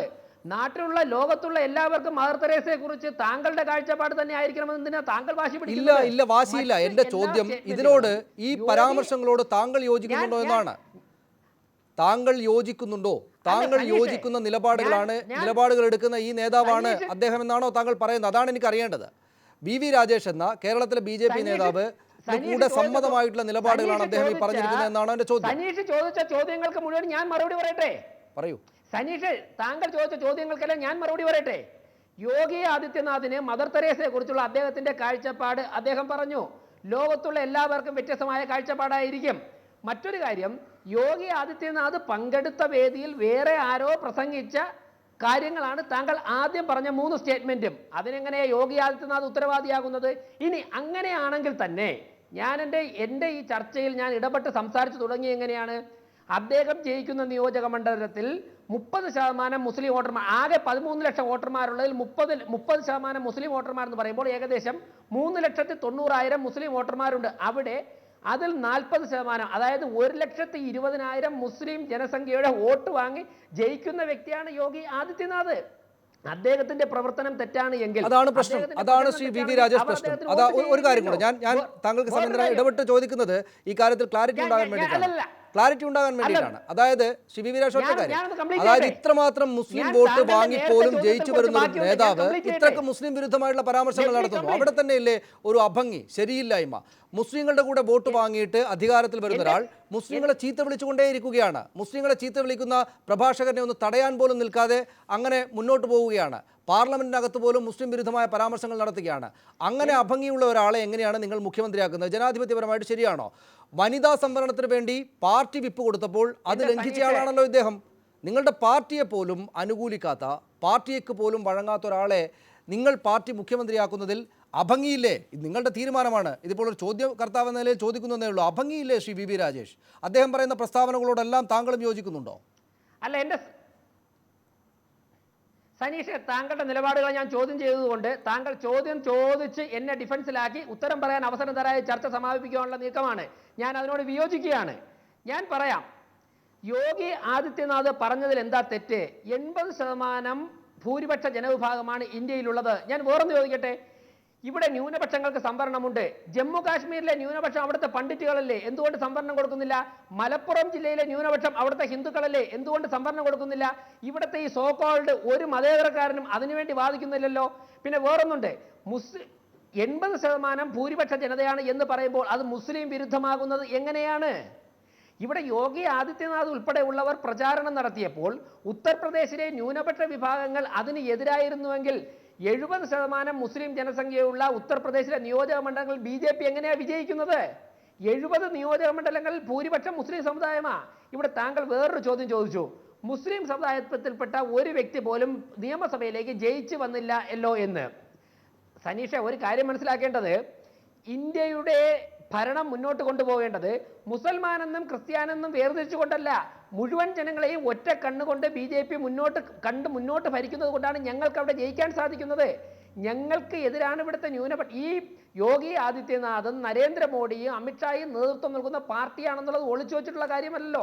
അങ്ങനെയാണെങ്കിൽ പിന്നെ നിങ്ങൾ മുസ്ലിങ്ങളെയും ഹിന്ദുക്കളെയും ഒക്കെ ഒരുപോലെയാണ് കാണുന്നതെങ്കിൽ ശ്രീ വി വി രാജേഷ്, പിന്നെ ഈ ഖബറിസ്ഥാന് വേണ്ടിയിട്ട് 1,300 കോടി ചെലവഴിക്കുന്നു, 1,300 മെഗാവാട്ട് വൈദ്യുതി റംസാന് വേണ്ടി ചെലവഴിക്കുന്നു, 1,500 മെഗാവാട്ട് മാത്രമേ ദിവാലിക്ക് വേണ്ടി ചെലവഴിക്കുന്നുള്ളൂ എന്ന മട്ടിലുള്ള ഇമ്മട്ടിലുള്ള കണക്കുകൾ, അതായത് വൈദ്യുതി ചെലവഴിക്കലിൻ്റെ പേരിൽ പോലും മുസ്ലിം ഹിന്ദു എന്ന് കാണുന്ന നിങ്ങളാണോ ഈ പറയുന്ന എല്ലാവരെയും ഒന്നിച്ചു കൊണ്ട് നടക്കുന്നുവെന്ന്? എനിക്ക് ഒറ്റ കാര്യമേ അറിയേണ്ടതുള്ളൂ ശ്രീ വി വി രാജേഷ്. അതായത് ഇദ്ദേഹം പറഞ്ഞതിലൊന്നും ഒരു തെറ്റില്ല. ഞങ്ങളുടെ രാഷ്ട്രീയമാണിത്. ശ്രീ KJ ജേക്കബ് പറഞ്ഞതുപോലെ ഇത് നിങ്ങളുടെ രാഷ്ട്രീയ സത്യസന്ധതയാണോ? ഞങ്ങളുടെ രാഷ്ട്രീയമാണ് ഈ യോഗി ആദിത്യനാഥ് പറയുന്നത്. ഞങ്ങളുടെ നേതാവും ഞങ്ങളുടെ രാഷ്ട്രീയവും യോഗി ആദിത്യനാഥാണ്. അതാണോ താങ്കൾ ഈ പറയാൻ ശ്രമിക്കുന്നത്? അദ്ദേഹത്തെ പൂർണ്ണമായി ഓണപ്പ് ചെയ്യുകയാണോ? ഞങ്ങൾ BJPയുടെ ഉത്തർപ്രദേശിലെ നേതാവ് യോഗി ആദിത്യനാഥ് ആയതുകൊണ്ട് തന്നെയാണ് അദ്ദേഹത്തെ മുഖ്യമന്ത്രിയാക്കിയിരിക്കുന്നത്. അദ്ദേഹത്തിന്റെ രാഷ്ട്രീയമാണ് നിങ്ങളുടെ രാഷ്ട്രീയം. അദ്ദേഹം ഈ പറയുന്നതെല്ലാം നിങ്ങളുടെ കൂടെ അഭിപ്രായങ്ങളാണ്. കേരളത്തോട് പറയും. താങ്കൾ എന്നെ തടസ്സപ്പെടുത്താതെ ഞാൻ കംപ്ലീറ്റ് ചെയ്യാം, അപ്പോഴേക്ക് താങ്കൾക്ക് മനസ്സിലാകും. മുലായം സിംഗ് യാദവിന്റെ നേതൃത്വത്തിലുള്ള ഒരൊറ്റ നിമിഷം ശ്രീ വി വി രാജേഷ്, അതായത് അദ്ദേഹം പറഞ്ഞതെല്ലാം നിങ്ങളുടെ രാഷ്ട്രീയമാണ്. ആ രാഷ്ട്രീയം തന്നെയാണ് ഞങ്ങളുടെയും രാഷ്ട്രീയം. ഞങ്ങൾ ഇതാണ് ഇവിടെയും നടപ്പാക്കാൻ പോകുന്നത് എന്ന് കേരളത്തിലെ ആളുകളോട് പറയൂ പ്ലീസ്.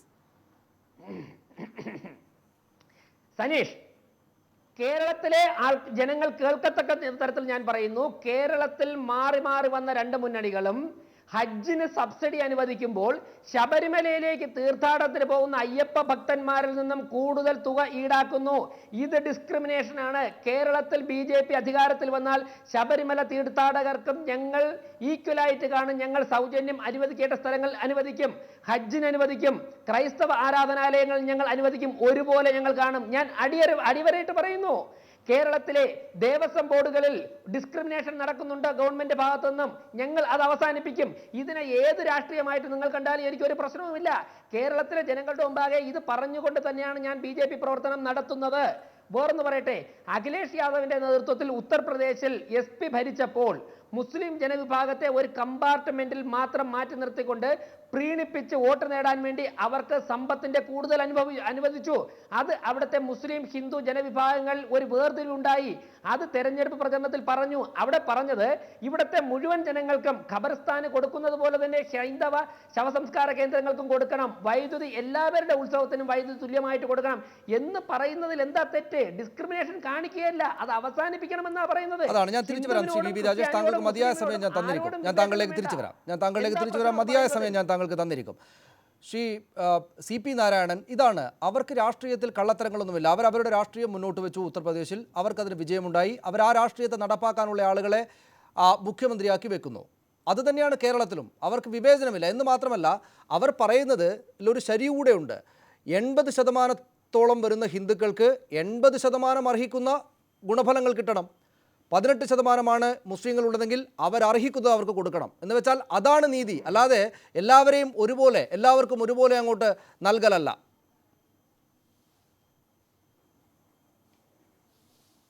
അല്ല, അങ്ങനെയാണെങ്കിൽ ഇത്തവണത്തെ ബജറ്റിൽ ശ്രീ VV രാജേഷ്, അത് BJPയുടെ വ്യാഖ്യാനമാണ്. എന്തുകൊണ്ടെന്നാൽ ഇത് ഈ പറയുന്ന യോഗി ആദിത്യനാഥ്, ഉത്തർപ്രദേശ് മുഖ്യമന്ത്രിയാകാൻ പോകുന്ന യോഗി ആദിത്യനാഥ് പ്രസംഗിച്ച കാര്യമാണ് ഈ പറയുന്നത്. ഞാനൊരു ടെലിവിഷൻ ചർച്ചക്കകത്ത് അവതാരകനായിരുന്നുകൊണ്ട് ഞാൻ വെറുതെ കള്ളം പറയുകയാണെന്ന് വിചാരിക്കരുത്. എൻ്റെ മുന്നിൽ അതിൻ്റെ യൂട്യൂബ് ലിങ്കുകൾ ഉള്ളതുകൊണ്ടാണ് ഞാൻ ഈ പറയുന്നത്. 1300 കോടിയും 1600 കോടിയും 1300 മെഗാവാട്ടും 800 മെഗാവാട്ടും ഒക്കെ അദ്ദേഹം കണക്കായിട്ട് പറഞ്ഞതാണ്. യോഗി ആദിത്യനാഥിനെ കുറിച്ചാണ് നമ്മൾ സംസാരിക്കുന്നത്, നരേന്ദ്രമോദിജിയെ കുറിച്ചല്ല. ശ്രീ VV രാജേഷ്, സനീഷ്, അത് അവിടെ നടക്കുന്ന ഡിസ്ക്രിമിനേഷൻ ആണ്. അത്ര തന്നെ ഞാൻ അങ്ങോട്ടും ചോദിച്ചിട്ടുള്ളൂ, അത്ര തന്നെ ഞാൻ അങ്ങോട്ടും പറഞ്ഞിട്ടുള്ളൂ. ശ്രീ VV രാജേഷ്, അത് തന്നെ ഞാൻ ശ്രീ CP നാരായണനോട് ചോദിച്ചിട്ടുള്ളൂ. ശ്രീ CP നാരായണൻ, ഞാൻ താങ്കൾക്ക് അനുകൂലമായിട്ടാണ് സംസാരിക്കുന്നത്. ശ്രീ CP നാരായണൻ 80% അർഹിക്കുന്ന കാര്യം 80% കൊടുക്കണം, 18% അർഹിക്കുന്നതേ കൊടുക്കേണ്ടതുള്ളൂ. അത് അവരുടെ നിലപാടാണ്. മുന്നോട്ട് വെച്ചു, വിജയിച്ചു, അവർക്ക് വേണ്ട ആൾ മുഖ്യമന്ത്രിയാവുന്നു. എന്താണ് തെറ്റ്? അല്ല, VV രാജേഷ് പറയുന്നത് അദ്ദേഹത്തിൻ്റെ വ്യക്തിപരമായ നിലപാടാണോ BJPയുടെ നിലപാടാണോ? BJPയുടെ നിലപാടാണെങ്കിൽ അവരുടെ ഈ വർഷത്തെ ബജറ്റിൽ പട്ടികജാതിക്കാർക്കും പട്ടികവർഗക്കാർക്കും, പട്ടികജാതിക്കാർ 16% ഉണ്ട്, ഏതാണ്ട് 8.5% പട്ടികവർഗക്കാരുണ്ട്, 2 പേർക്കും കൂടി ഏതാണ്ട് 25% മൊത്തം ബജറ്റിൽ നീക്കിവെക്കണം. അതിലുണ്ടായത് 2.5% പട്ടികജാതിക്കാർക്കും 1.5% പട്ടികവർഗക്കാർക്കും നീക്കിവെക്കുകയാണ് ബജറ്റിൽ ചെയ്ത്. ഞാൻ പറയുന്നതല്ല, ബജറ്റിലെ കണക്കാണ്, എല്ലാവരും പറഞ്ഞതാണ്. അപ്പോൾ ഒരു ഈ മുസ്ലിമും ഹിന്ദുക്കളും തമ്മിലുള്ള വ്യത്യാസം പറയുമ്പോൾ നമ്മുടെ ഭരണഘടന, എനിക്ക് രാജേഷ് ഭരണഘടന അംഗീകരിക്കുന്നുണ്ടോ എനിക്കറിയില്ല. ഭരണഘടനയിൽ ചില വ്യവസ്ഥകളുണ്ട്, നാളെ നിങ്ങളത് മാറ്റാൻ ശ്രമിച്ചേക്കാം. പക്ഷേ നിലവിലുള്ള ഭരണഘടനാ വ്യവസ്ഥ അനുസരിച്ച് ന്യൂനപക്ഷം എന്ന് പറയുന്നതിന് ഒരു വാദമുണ്ട്. അദ്ദേഹം പറഞ്ഞു മറ്റേ ഈ മലപ്പുറത്തെ ന്യൂനപക്ഷം, അങ്ങനെ അല്ലല്ലോ വാദിക്കുന്നത്, അല്ല അങ്ങനെ അല്ലല്ലോ ഇതിനെ കണക്കാക്കുന്നത്. ഭരണഘടനയിൽ പറഞ്ഞതായാലും അതിന് സുപ്രീം കോടതി നൽകിയ വ്യാഖ്യാനം അനുസരിച്ചാണെങ്കിലും സംസ്ഥാനമാണ് അതിൻ്റെ ഒരു യൂണിറ്റായിട്ട് കണക്കാക്കുക, അതനുസരിച്ചാണ് ചെയ്യുക. അതിലേതെങ്കിലും അപാകതയുണ്ടെങ്കിൽ അത് തിരുത്തിക്കോട്ടെ. പക്ഷേ എന്തിനാണ് ഞാൻ നേരത്തെ ചോദിച്ചത്, ഇതെല്ലാം പറയുന്ന ആദിത്യനാഥിനെ മുഖ്യമന്ത്രിയാക്കാൻ അവർക്ക് ഉദ്ദേശം ഉണ്ടായിരുന്നെങ്കിൽ, അല്ല ഞാൻ അങ്ങ് പറയുന്നത് കേൾക്കൂ, ഞാൻ താങ്കൾ പറഞ്ഞതിൻ്റെ കൂടെ താങ്കൾ പറയുന്നതിൻ്റെ കൂടെ ഞാൻ അങ്ങോട്ട് കയറി ചോദിച്ചില്ലല്ലോ. തോക്കിൽ കയറി വെടിവെക്കാതിരിക്കണം, അതിനുള്ള മര്യാദയെങ്കിലും കാണിക്കണം താങ്കൾ. ഞാൻ താങ്കൾ പറയുമ്പോൾ ഒന്ന് പറഞ്ഞോളൂ ഇടപെട്ടില്ലല്ലോ. ശ്രീ CP നാരായണൻ. അദ്ദേഹം അപ്പോൾ നിർത്തി. അദ്ദേഹം നിർത്തി. താങ്കളുടെ വാദത്തിന്റെ ദൗർബല്യം കൊണ്ടാണ് ഇങ്ങനെ ചാടിക്കയറി പറയുന്നത്. ചാടിക്കയറി പറയുന്നത് നിങ്ങൾക്ക് പറയാനുള്ളപ്പോൾ നിങ്ങൾ പറഞ്ഞോളൂ. ഇപ്പം നിങ്ങൾ ശ്രദ്ധിക്കേണ്ടത്, നമ്മുടെ ഭരണഘടനയുണ്ട്. ഭരണഘടനയ്ക്ക് സുപ്രീം കോടതി നൽകിയ വ്യാഖ്യാനമുണ്ട്. അതിൽ നിന്നെല്ലാം വ്യത്യസ്തമായ രീതിയിൽ നിങ്ങൾ വാദമുഖങ്ങൾ അത് ഉന്നയിക്കുന്നത് ആൾക്കാർ കേൾക്കട്ടെ. ഞാൻ നേരത്തെ ആദിത്യനാഥിനെ പറ്റി ചോദിച്ചത്, നിങ്ങൾ മറ്റേ ഡോക്ടർ മൻമോഹൻ സിംഗിനെ ഉദാഹരണം എടുക്കണ്ട. അന്ന് കോൺഗ്രസ് പാർട്ടിക്ക് ഭൂരിപക്ഷം ഉണ്ടായിരുന്നില്ല. മറ്റു പാർട്ടികളുടെ പിന്തുണയോടെയാണ് അദ്ദേഹത്തെ പ്രധാനമന്ത്രിയാക്കുന്നത്. ഇവിടെ അതല്ല. നിങ്ങൾക്ക് 4/3 ഭൂരിപക്ഷമുണ്ട്. ആ ഭൂരിപക്ഷമുള്ള സ്ഥലത്ത് അങ്ങനെ തിരഞ്ഞെടുക്കപ്പെട്ട ഒരാളെ, ആദിത്യനാഥിനെ മുഖ്യമന്ത്രി ആകണമെന്ന് ആഗ്രഹം ഉണ്ടായിരുന്നെങ്കിൽ നിങ്ങൾക്ക് നേരത്തെ സ്ഥാനാർത്ഥിയാക്കാമായിരുന്നല്ലോ. ഇനി അതില്ല. CP നാരായണൻ, ഇപ്പോൾ നേരത്തെ സ്ഥാനാർത്ഥിയാക്കി അദ്ദേഹം ഔദ്യോഗികമായി തന്നെ നേരാം വഴിക്ക് തന്നെ വന്നതാണെങ്കിൽ അദ്ദേഹം മുഖ്യമന്ത്രിയാകുന്നതിൽ കുഴപ്പമൊന്നുമില്ല എന്നാണോ താങ്കൾ പറയുന്നത്? അദ്ദേഹം ഈ പറയുന്ന ഒരു സാങ്കേതികമായ പ്രശ്നം ഒഴിച്ചു നിർത്തിയാൽ മുഖ്യമന്ത്രിയാകാൻ യോഗ്യനായിട്ടുള്ള ആളാണ് എന്നാണോ താങ്കൾ പറയുന്നത് ശ്രീ CP നാരായണൻ? അല്ലല്ല ഞാൻ സനീഷേ, ചില വാദങ്ങൾ, നിങ്ങൾ കുറേ ചോദ്യങ്ങൾ ചോദിക്കുന്നുണ്ട്. എനിക്ക് നിങ്ങളോടും ചോദിക്കാം, മറ്റുള്ളവരോടും ചോദിക്കാം. ഞാൻ ഉന്നയിച്ചത് ഈ ആദിത്യനാഥ് ഒരാഴ്ചക്കാലത്തെ, എനിക്ക് തോന്നുന്നത് ഇന്ത്യയിൽ വളരെ കുറച്ച് അനുഭവങ്ങളേ ഉള്ളൂ. മഹാഭൂരിപക്ഷം നേടി തിരഞ്ഞെടുക്കപ്പെട്ട ഒരു നിയമസഭ. ആ നിയമസഭയിലെ പ്രധാനപ്പെട്ട കക്ഷി അവരുടെ മുഖ്യമന്ത്രി സ്ഥാനാർത്ഥിയെ തിരഞ്ഞെടുക്കുന്നതിന് അവരുടെ കേന്ദ്ര പാർലമെൻ്ററി ബോർഡിന് ചർച്ച ചെയ്തിട്ട് തീരുമാനമെടുക്കാൻ കഴിഞ്ഞില്ല. അവിടേക്ക് 2 പേരെ നിയോഗിച്ചയച്ചു. അവിടെ ചർച്ച ചെയ്യാൻ കഴിഞ്ഞില്ല. എല്ലാം കഴിഞ്ഞ് ഞാൻ മനസ്സിലാക്കുന്നത് RSS ആസ്ഥാനത്ത് നിന്ന് പറഞ്ഞ ആളെയാണ് ഇപ്പോൾ മുഖ്യമന്ത്രിയാക്കുന്നത്. എന്തിനാണ് ഈ എല്ലാ കാര്യങ്ങളിലും ഇത്ര സുവ്യക്തമായ നിലപാടും ധാരണകളും ഒക്കെ ഉണ്ടെങ്കിൽ എന്തിനാണ് ഇത്ര നീട്ടിക്കൊണ്ടുപോയത്? അങ്ങനെ കൊണ്ടുവന്നപ്പോൾ തന്നെ വിവാദ പുരുഷനായ ഒരാളെ, ഇപ്പം നമ്മൾ ഇത്രയും നേരം നിങ്ങളൊക്കെ ചർച്ച ചെയ്തല്ലോ, അങ്ങനെ വിവാദ പുരുഷനായ ഒരാളെ മുഖ്യമന്ത്രി സ്ഥാനാർത്ഥി ആക്കേണ്ടിയിരുന്നുവോ? അവർക്കതിന് അവകാശമുണ്ടെന്ന് ഞാൻ ആദ്യമേ പറഞ്ഞു. പക്ഷേ ഇത് ജനങ്ങൾ ചർച്ച ചെയ്യും. ആ ചർച്ച ചെയ്യും. അതിന് മറുപടി പറയേണ്ട ബാധ്യത BJPക്ക് വരും എന്നാണ് ഞാൻ പറയുന്നുള്ളൂ. ശ്രീ KJ ജേക്കബ്, BJP ഒരു വർഗീയ പാർട്ടിയല്ല. അത് ഏതെങ്കിലും ഒരു മതവിഭാഗത്തിൻ്റെ പാർട്ടിയല്ല. അത് ദേശീയതയിൽ അടിസ്ഥാനമാക്കി പ്രവർത്തിക്കുന്ന ഒരു രാഷ്ട്രീയ പാർട്ടിയാണ്. ഇന്ത്യക്കകത്ത് മുസ്ലിങ്ങൾ പോലും ഈ ദേശീയതയുടെ, അതായത് ഭാരതീയരാണ്. അതുകൊണ്ട് അവരുടെ എല്ലാം പാർട്ടിയാണ് BJP എന്ന് വിചാരിക്കുന്ന ഒരുപാട് ആളുകളുണ്ട് എന്ന് തന്നെ BJP അവരെക്കുറിച്ച് പറയുകയും ചെയ്യുന്നുണ്ട്. പ്രധാനമന്ത്രി നരേന്ദ്രമോദി അദ്ദേഹം ഈ പറയുന്ന ഖബറിസ്ഥാൻ പരാമർശമൊക്കെ നടത്തിയെങ്കിൽ പോലും അതൊന്നും ഒരു ദ്രോഹബുദ്ധി വെച്ചിട്ടുള്ളതല്ല. മുസ്ലിങ്ങളെ കൂടെ ഒപ്പം നിൽക്കുന്ന സബ്കാ സാത്ത് എന്നതാണ് അദ്ദേഹത്തിൻ്റെ ആപ്തവാക്യം എന്ന് വിചാരിക്കുന്ന ആളുകളുമുണ്ട്.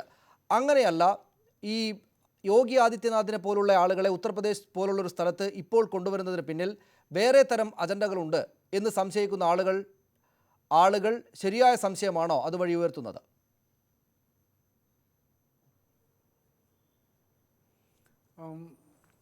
ഞാൻ ഉത്തരം പറയുന്നതിന് മുമ്പ് 2-3 കാര്യങ്ങൾ ശ്രീ രാജേഷ് പറഞ്ഞതിനോട് മറുപടി പറയേണ്ടതുണ്ട്. രാജേഷിൻ്റെ ഒരു ചോദ്യമാണ് എനിക്കുള്ളത്. ന്യൂനപക്ഷങ്ങൾക്ക് എവിടെയാണ് സംവരണം? ന്യൂനപക്ഷങ്ങൾക്ക് ഇന്ത്യയിൽ എവിടെയാണ് സംവരണം ആണ്?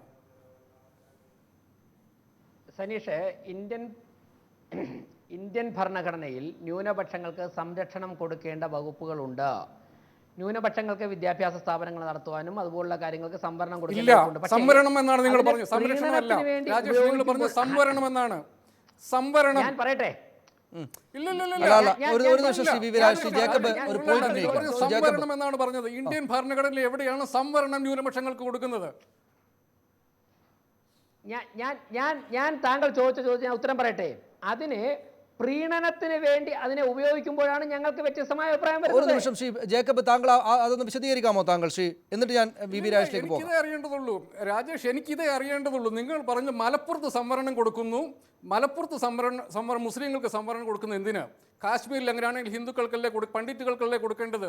എവിടെയാണ് ഇന്ത്യയിൽ മതത്തിന്റെ അടിസ്ഥാനത്തിൽ? രാജേഷ്, ഞാൻ പറഞ്ഞുതരാം. നിങ്ങൾക്ക് അറിയില്ലെങ്കിൽ എൻ്റെ അടുത്ത് പഠിക്കാം. നിങ്ങൾക്കിത് നിങ്ങളതാണ് പറഞ്ഞത്. നിങ്ങൾ എന്തിനാണ് മതത്തിന്റെ പുറത്ത് ഇന്ത്യയിൽ സംവരണം ഇല്ല രാജേഷ്? മതത്തിന്റെ പുറത്തല്ല. ഇന്ത്യയിൽ മുസ്ലിങ്ങൾക്ക് സംവരണം കിട്ടുന്നുണ്ടെങ്കിൽ ഞാൻ അങ്ങനെയാണെങ്കിൽ എൻ്റെ പ്രിയപ്പെട്ട മാധ്യമ സുഹൃത്തെ ഞാൻ ചോദിക്കട്ടെ, കേരളത്തിൽ വിദ്യാഭ്യാസ രംഗത്ത് മതത്തിന്റെ അടിസ്ഥാനത്തിൽ സ്കോളർഷിപ്പ് കൊടുക്കുന്നത് താങ്കൾ കാണുന്നില്ലേ? മതത്തിന്റെ അടിസ്ഥാനത്തിൽ വിധവാ പെൻഷൻ കൊടുക്കുന്നത് താങ്കൾ കാണുന്നില്ലേ? മതത്തിന്റെ അടിസ്ഥാനത്തിൽ യൂണിഫോം കൊടുക്കുന്നത് താങ്കൾ കാണുന്നില്ലേ? എന്തേ നിങ്ങളുടെ ഒന്നും പേന അതിനെതിരെ ഉയർന്നില്ല? രാജേഷേ, അത് പിന്നെ രാജേഷ്, അത് കേരളത്തിൽ മാത്രമല്ല, നിങ്ങൾ അടുത്ത ദിവസങ്ങളിൽ ഈ TV പരസ്യങ്ങൾ ശ്രദ്ധിക്കുന്നുണ്ട്. കേന്ദ്ര സർക്കാർ കൊടുക്കുന്നുണ്ട് ന്യൂനപക്ഷങ്ങൾക്ക് സ്കോളർഷിപ്പ്, നിങ്ങൾ കാണുന്നില്ലേ? ന്യൂനപക്ഷങ്ങൾക്ക് കേരളം മാത്രമല്ല, കേന്ദ്ര സർക്കാർ കൊടുക്കുന്നുണ്ട്. നമുക്ക് ആ വിഷയത്തിൽ മാറിപ്പോണ്ട ശ്രീ ബി രാജേഷ്, ശ്രീ ജേക്കബ് ഒരൊറ്റ നിമിഷം. അതോടൊപ്പം ശ്രീ ബി രാജേഷ് കേൾക്കേണ്ടുന്ന ഒരു കമന്റ് ഞങ്ങളുടെ പ്രേക്ഷകരിൽ കൂടെ വന്നിട്ടുണ്ട്. ശ്രീ ബി രാജേഷ്, സനീഷ് പറഞ്ഞോളൂ ജേക്കബ്. സനീഷ് ഇല്ലില്ല സനീഷ്, ചില കാര്യങ്ങൾ നമ്മൾ ക്ലാരിറ്റി വരുത്തിയേ പറ്റുള്ളൂ. ഭരണഘടന അനുസരിച്ച് വിദ്യാഭ്യാസപരമായും സാമൂഹ്യപരമായും പിന്നോക്കം നിൽക്കുന്ന ആൾക്കാർക്കാണ് സംവരണം. ആദ്യം നമ്മൾ പട്ടികജാതി പട്ടികവർഗക്കാർ കൊടുത്തു. അതിനുശേഷം മണ്ഡൽ കമ്മീഷൻ്റെ ഇതനുസരിച്ച് മുസ്ലിങ്ങൾക്ക് കിട്ടുന്നത് അവർ സാമ്പത്തികമായും വിദ്യാഭ്യാസപരമായും പിന്നോക്കം കിട്ടുന്നുണ്ട് എന്നുള്ളത് കൊണ്ടാണ്, അതല്ലാതെ മുസ്ലിങ്ങൾക്കായി സംവരണം കൊടുക്കുന്നില്ല. 2, ഹജ്ജിന് പോകാൻ സബ്സിഡി കൊടുക്കുന്നുണ്ടെന്ന് ശ്രീ രാജേഷ് പറഞ്ഞു. രാജേഷ്, ഹജ്ജിന് പോകാൻ മാത്രമല്ല, കൈലാസ യാത്രയ്ക്ക് സംവരണം സർക്കാർ കൊടുക്കുന്നുണ്ട്. അത് ഒരു വ്യക്തമായ നയത്തിന്റെ പേരിലാണ്. ഇന്ത്യക്ക് പുറത്തുള്ള മതതീർത്ഥാടനത്തിന് പണമുണ്ട്. എന്നോട് ചോദിച്ചാൽ ഇതൊന്നും കൊടുക്കാൻ പാടില്ലാത്തതാണ്. ഇതൊന്നും ഒരു സെക്യുലർ സർക്കാരിന്റെ ജോലിയല്ല. നാട്ടുകാരുടെ മതവിശ്വാസം പ്രോത്സാഹിപ്പിക്കുക എന്നുള്ളത് ഒരു സെക്യുലർ സർക്കാരിന്റെ പണിയല്ല. ഹജ്ജിന് കൊടുക്കുന്നത് കൊണ്ടല്ല, ശബരിമലക്ക് കൊടുക്കുന്നില്ല എന്നാണ് താങ്കൾ പറഞ്ഞെങ്കിൽ അതും തെറ്റാണെന്നാണ് ഈ പറയുന്നതിന് അർത്ഥം. അതായത് രാജ്യത്തിന് പുറത്ത് തീർത്ഥാടനത്തിന് പോകുന്ന ആളുകൾക്ക്, അതിപ്പോൾ ഹിന്ദുവോ മുസ്ലിമോ ആർക്കോ ആയിക്കോട്ടെ, അവർക്ക് സബ്സിഡി ഉണ്ട്. രാജ്യത്തിന് പുറത്താണ് ഹജ്ജ്, അതുകൊണ്ട് സബ്സിഡി ഉണ്ട്. രാജ്യത്തിനകത്താണ് ശബരിമല, സബ്സിഡി ഇല്ല. രാജ്യത്തിന് പുറത്താണ് ഈ പറയുന്ന ബാലിയും അതുപോലുള്ള ഹിന്ദു തീർത്ഥാടന കേന്ദ്രങ്ങളെങ്കിൽ അവിടെയൊക്കെ സബ്സിഡി ഉണ്ട്. കൈലാസനാഥിലേക്ക് പോകാൻ സബ്സിഡി ഉണ്ട്. സബ്സിഡി അല്ല ഞാൻ ചോദിക്കുന്നത്, അവരിൽ നിന്നും കൂടുതൽ പണം വാങ്ങുന്നു. കൊടുക്കരുത്. ഈ മതവിശ്വാസം വളർത്തുക എന്നുള്ളത് സ്റ്റേറ്റ് ഒരു ആര് കൊടുക്കരുത്? വിഷയത്തിൽ നിന്ന്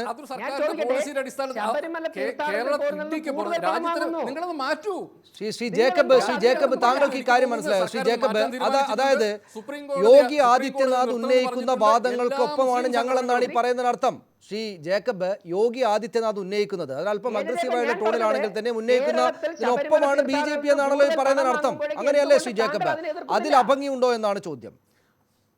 ആണല്ലോ സനീഷ്, നിങ്ങളല്ലേ ചോദിക്കുന്നത്, നിങ്ങളല്ലേ രാജേഷോട് ചോദിക്കുന്നത് ഭംഗിവാക്കായിട്ടെങ്കിലും ഇത് പറയാതിരിക്കേണ്ടതെന്ന്. എന്തിനാണ് ഭംഗിവാക്ക? ഞാനതാണ് പറയാം, എനിക്കത് BJPയോട് റെസ്പെക്ട് അതാണ്. ഞങ്ങളുടെ കാർഡ്സ് ഇതാണ്, അവർ മേശപ്പുറത്തിട്ടിരിക്കുകയാണ്. ഇതാ മുമ്പ് ശ്രീ സുരേഷ് ബാബു പറയുന്നുണ്ടായില്ലേ, കോർപ്പറേറ്റ് അജണ്ടയ്ക്കാണ് BJP. ഈ കോൺഗ്രസ്സുകാർ ഭരിച്ചുകൊണ്ടപ്പോൾ എന്താ ചെയ്തുകൊണ്ടിരുന്നത്? നാണാവൂല് ശ്രീ സുരേഷ്, എനിക്ക് വ്യക്തിപരമായിട്ട് വളരെ ബഹുമാനമുള്ള നേതാവാണ് ശ്രീ സുരേഷ് ബാബു. പക്ഷേ എങ്കിലും കോൺഗ്രസ്സുകാരൻ എങ്ങനെയാണ് വന്നിരുന്ന് കോർപ്പറേറ്റുകൾക്ക് കേന്ദ്ര സർക്കാർ ആവശ്യമില്ലാത്ത ഇളവുകൾ കൊടുക്കുന്നതിനെക്കുറിച്ച്? അതിനേക്കാൾ എത്ര ഭേദമാണ് BJPയുടെ നിലപാട്. വളരെ സത്യസന്ധമായിട്ടില്ല അവർ കാര്യങ്ങൾ പറയുന്നത്. നമ്മളത് അംഗീകരിക്കില്ല വേണ്ടത്. ഒറ്റ കാര്യം കൂടി എനിക്ക് പറയാനുള്ളത് രാജേഷിനോട്. രാജേഷ്, അന്ന് മൻമോഹൻ സിംഗ് പറഞ്ഞത് ന്യൂനപക്ഷങ്ങൾക്ക് കൊടുക്കണമെന്നല്ല, അവർക്ക് ഫസ്റ്റ് റൈറ്റ് എന്നാണ് പറഞ്ഞത്. അത് തെറ്റാണെന്നുള്ളതാണ് എൻ്റെ വിശ്വാസം. അതുപോലെ തന്നെ തെറ്റായിട്ടുള്ള പ്രഖ്യാപനമാണ് നരേന്ദ്രമോദി വൈദ്യുതിയുടെ കാര്യത്തിലും പറഞ്ഞതാണ് താങ്കൾ പറയുന്നതെങ്കിൽ എനിക്ക് താങ്കളോട് അക്കാര്യത്തിലും യോജിപ്പാണ്. ശ്രീ PM സുരേഷ് ബാബു ഈ പറയുന്നത് മൻമോഹൻ ഫസ്റ്റ് റൈറ്റ് സനീഷ, ഞാനൊന്ന് പറയുന്നത് ന്യൂനപക്ഷങ്ങൾക്കാണെന്നല്ല പറയേണ്ടത്, ഈ രാജ്യത്തിലെ സാമ്പത്തികമായി പിന്നോക്കം നിൽക്കുന്നവർക്കാണെന്നാണ് പറയേണ്ടത്. അതാ ഞങ്ങൾ പറയുന്നത്. ഈ ശ്രീ VV രാജേഷ്, സച്ചാർ കമ്മീഷൻ റിപ്പോർട്ടൊക്കെ ഉണ്ടല്ലോ, അതായത് ഒരു സർക്കാർ നിയോഗിച്ച് പഠിച്ച ആളുകൾ കണ്ടെത്തിയത് കേരളത്തിലെ പോലെയല്ല. കേരളത്തിൽ താങ്കൾ ഈ കാണുന്ന മുസ്ലിം സമുദായത്തിൽപ്പെട്ട ആളുകളെ പോലുമല്ല ഈ സച്ചാർ സമിതി കണ്ടെത്തുന്ന റിപ്പോർട്ടിലെ മുസ്ലിങ്ങൾ പുറത്ത്. അതൊരു കമ്മീഷൻ റിപ്പോർട്ടാണ്, ഉള്ള വസ്തുതകളാണ് എഴുതി വെച്ചിരിക്കുന്നത്. അവർക്ക് സാമ്പത്തികമായിട്ടും മറ്റു ബുദ്ധിമുട്ടുകൾ നേരിടുന്ന ആളുകൾക്ക് അതിനുള്ള സഹായങ്ങൾ സർക്കാർ നൽകേണ്ടതാണെന്ന നിലപാടിനെതിരാണ് ഞങ്ങൾ എന്ന് ആവർത്തിച്ച് പറയുന്നത്. ഗുണം കേരളത്തിലും ചെയ്യുമെന്നാണോ നിങ്ങൾ വിചാരിച്ചു വെച്ചിരിക്കുന്നത് ശ്രീ രാജേഷ്? ഉത്തർപ്രദേശ് അത് ചെയ്തിട്ടുണ്ട് എന്ന് ആരാണ് പറഞ്ഞത്? എന്നാണ് താങ്കൾ പറയുന്നത്? മുസ്ലിം സമുദായത്തിൽപ്പെട്ട ജനങ്ങൾ ഒരുവിധം മെച്ചമായി ജീവിക്കുന്ന ഒരു സംസ്ഥാനം കേരളമാണ്. മറ്റ് എല്ലാ സംസ്ഥാനങ്ങളിലും പാവപ്പെട്ട മുസ്ലിം സമുദായത്തിൽപ്പെട്ട കോടിക്കണക്കിന് വരുന്ന ജനങ്ങൾ സാമ്പത്തികമായും വിദ്യാഭ്യാസപരമായും പിന്നോക്കം നിൽക്കുന്നവരാണ്. അവരെ സമൂഹത്തിന്റെ മുഖ്യധാരയിൽ കൊണ്ടുവരാൻ വേണ്ടി പ്രീണനമല്ല ആവശ്യം, അവർക്ക് അതിനുവേണ്ടി കാര്യങ്ങൾ ചെയ്യണം. ഏറ്റവും പിന്നോക്കം നിൽക്കുന്നത് മാർക്സിസ്റ്റ് പാർട്ടി ഭരിച്ച പശ്ചിമ ബംഗാളിലാണ്. അതിന് പ്രീണനം മാറ്റിയിട്ട് അവർക്ക് വിദ്യാഭ്യാസവും ആരോഗ്യവും കൊടുത്ത് അവർക്ക് സാമ്പത്തിക സഹായം നൽകി അവർക്ക് മറ്റുള്ള സാമൂഹ്യ പശ്ചാത്തലം ഒരുക്കി അവരെ മുന്നോട്ട് കൊണ്ടുവരണം. രാഷ്ട്രീയ രംഗത്തും അതോടൊപ്പം തന്നെ ഉദ്യോഗസ്ഥ തലങ്ങളിലും കൊണ്ടുവരണം. അതിനവരെ വോട്ട് ബാങ്കുകളായിട്ട് അവരെ കറോപോഷകരായി കാണുകയല്ല ചെയ്യേണ്ടത്. കോൺഗ്രസിന്റെ ആ നയത്തോടാണ് ഞങ്ങൾക്ക് എതിർപ്പ്. അതാണ് ശ്രീ പി എം സുരേഷ് ബാബു, അതാണ് അതിന്റെ കാര്യം. എന്ന് വെച്ചാൽ ഉത്തർപ്രദേശിൽ ഞങ്ങളുടെ രാഷ്ട്രീയം ഇന്നതാണ് എന്ന് പറഞ്ഞ് നരേന്ദ്രമോദിയെ മുൻനിർത്തി ഈ പറയുന്ന യോഗി ആദിത്യനാഥിന്റെ അടക്കമുള്ള പ്രസംഗങ്ങൾക്ക് ശേഷമാണ് അവർ വിജയിച്ചു വന്നത്. അവർ അവരുടെ പൊളിറ്റിക്സ് കൃത്യമായിട്ട് അവിടെ പറഞ്ഞു. അവർ വിജയിച്ചു, മുഖ്യമന്ത്രിയാകാൻ പോകുന്നു. അത് ഈ പ്രീണന നയങ്ങളല്ല. ഞങ്ങൾ നിങ്ങളെ 18% 18% അർഹിക്കുന്ന കാര്യങ്ങൾ അങ്ങോട്ട് തരും എന്ന നിലപാടാണ്. ആ നിലപാടിനോട് വിശ്വാസമുണ്ട്. ഈ രാഷ്ട്രീയമായിട്ട് യോഗി ആദിത്യനാഥ് എന്തൊക്കെ പ്രസംഗങ്ങൾ നടത്തി, വോട്ട് ക്യാൻവാസ് ചെയ്യാൻ, ആളെ ഹരം കൊള്ളിക്കാൻ എന്തൊക്കെ പ്രസംഗങ്ങൾ നടത്തിയാലും അവരുടെ ഭരണം നല്ലതായിരിക്കും. അത് ന്യൂനപക്ഷങ്ങൾക്ക് പോലും ഗുണകരമായ തോതിലാണ് വരിക എന്ന് വിശ്വസിക്കാൻ താങ്കൾക്കുള്ള തടസ്സം എന്താണ്?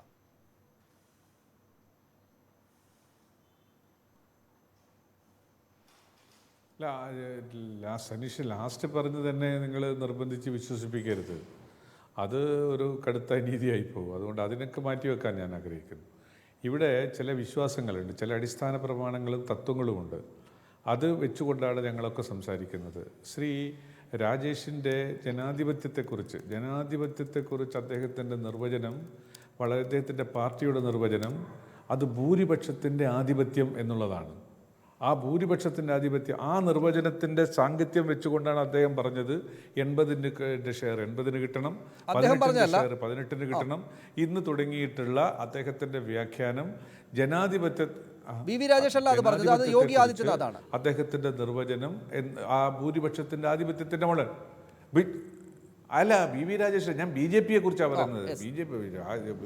ഞാൻ വി രാജേഷിനെ കുറിച്ചോ യോഗി ആദിത്യനാഥിനെ കുറിച്ചോ മാത്രമല്ല. BJPയുടെ നയത്തിൻ്റെ ഭൂരിപക്ഷത്തിൻ്റെ ആധിപത്യത്തിൻ്റെ മുകളിലാണ് നിൽക്കുന്നത്. രണ്ടാമത്തെ ഒരു കാര്യം എന്താണ്? കോൺഗ്രസിൻ്റെ ജനാധിപത്യം എന്ന് പറഞ്ഞാൽ ന്യൂനപക്ഷങ്ങൾ, അത് ജാതിമത ന്യൂനപക്ഷങ്ങൾ എന്നുള്ള ഉദ്ദേശത്തിലല്ല.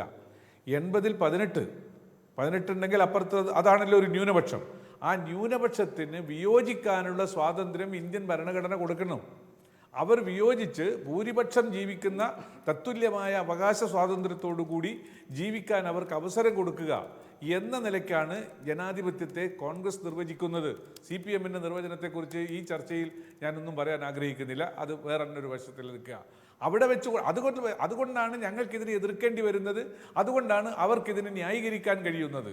ഇത് മനസ്സിലാക്കിക്കൊണ്ട് നമ്മൾ പ്രവർത്തിക്കുമ്പോൾ ഈ പറഞ്ഞ ന്യൂനപക്ഷ ജനവിഭാഗത്തിൽപ്പെടുന്ന ആളുകളെ മുഖ്യധാര രാഷ്ട്രീയത്തിലും മുഖ്യധാരയിലും നിലനിർത്തണമെന്നാഗ്രഹിക്കുന്ന മുഴുവൻ ആളുകൾക്കും ഒരു കോമൺ പ്ലാറ്റ്ഫോം ഉണ്ടാക്കിയേ മതിയാകൂ. ഭൂരിപക്ഷത്തിന് പലതരത്തിലുള്ള നിർവചനങ്ങൾ കൊടുത്ത് ആ നിർവചനത്തിൻ്റെ പശ്ചാത്തലത്തിൽ ന്യൂനപക്ഷത്തെ ചവിട്ടി പതിപ്പിക്കപ്പെടുന്ന സാഹചര്യം ഒഴിവാക്കണമെങ്കിൽ എല്ലാവരെയും ഒരുമിച്ച് കൊണ്ടുപോകുക. സർവാശ്ലേഷിയായ ജനാധിപത്യ സംവിധാനത്തിന് വേണ്ടിയുള്ള പോരാട്ടമാണ്. ഇപ്പോൾ കോൺഗ്രസിന് അക്കാര്യത്തിൽ ക്ഷീണം സംഭവിച്ചിട്ടുണ്ട്. ശ്രീ ജേക്കബിനോട് ഒരു വാക്കുകൂടി എനിക്ക് പറയാനുള്ളത്, ഞാൻ BJPയുടെ അജണ്ടയാണ് പറഞ്ഞത്. അതുകൊണ്ട് ഞാൻ കോൺഗ്രസ്സുകാരെല്ലാം ക്രിസ്റ്റൽ ക്ലിയർ ആൻറ്റി കോർപ്പറേറ്റുകളാണ് എന്നൊന്നും ഞാൻ പറഞ്ഞിട്ടില്ല. കോർപ്പറേറ്റ് അജണ്ട അതേപോലെയുള്ള മറ്റ് 3 അജണ്ടകളും വെച്ചുകൊണ്ട് കോൺഗ്രസ് വിരുദ്ധം, കോൺഗ്രസ് മുക്ത ഭാരതം, ഇത്തരം തുടങ്ങിയിട്ടുള്ള കാര്യങ്ങളാണ് അവർ നടപ്പാക്കാൻ ആഗ്രഹിക്കുന്നത്. ആ നടപ്പാക്കുന്നതിന് വേണ്ടിയുള്ള ശ്രമമാണ് നടത്തുന്നത് എന്നാണ് പറഞ്ഞത്. അടിസ്ഥാന പ്രമാണങ്ങളും തത്വങ്ങളും എന്ന് അദ്ദേഹം ശ്രീ PM സുരേഷ് ബാബു അദ്ദേഹം സംസാരിക്കുന്നതിടെ പറഞ്ഞു. അടിസ്ഥാന പ്രമാണങ്ങളും തത്വങ്ങളും നിങ്ങൾ മനസ്സിലാക്കിയിരിക്കുന്ന അടിസ്ഥാന പ്രമാണങ്ങളിലും തത്വങ്ങളിലുമല്ല ഞങ്ങളുടെ നില എന്നാണ് ഇനി അവർ വിചാരിക്കുന്നതെങ്കിൽ, അവർക്ക് ഈ BJPക്ക് രാഷ്ട്രം ഭരിക്കുന്ന ആളുകൾക്ക് അങ്ങനെ ഒരു കൃത്യമായിട്ടുള്ള നിലപാടുകളുണ്ടെങ്കിൽ, നിങ്ങൾ ഈ ആവർത്തിച്ച് പറഞ്ഞുകൊണ്ടിരിക്കുന്ന ഈ മതേതരത്വം, അവർ പ്രീണനമെന്ന് ഉദ്ദേശിക്കുന്ന ഈ മതേതരത്വമല്ല ഞങ്ങളുടെ അടിസ്ഥാന പ്രമാണങ്ങളും തത്വങ്ങളും എന്നാണ് വിചാരിക്കുന്നതെങ്കിൽ അതിനെ എങ്ങനെയാണ് ആർക്കെങ്കിലും ചോദ്യം ചെയ്യാനാവുക? ഈ പറയുന്ന ഇതൊക്കെ അടിസ്ഥാന പ്രമാണങ്ങളും തത്വങ്ങളുമാക്കിയിട്ട് ഭരിച്ചിട്ടുള്ള, ഇത്രയും കാലം ഭരിച്ചുപോയ ആളുകൾ ഉണ്ടാക്കിയതിനേക്കാൾ ഗുണം ഈ പറയുന്ന തീവ്രവാദി എന്ന് കാണപ്പെടുന്ന, വാക്കുകളിൽ കുറച്ച് കൂടുതൽ രോഷമൊക്കെയുള്ള ഈ യോഗി ആദിത്യനാഥിൻ്റെ ഭരണത്തിൽ വരും എന്ന് വിചാരിക്കാൻ അവിടുത്തെ ജനതയ്ക്ക് അവകാശമില്ലേ?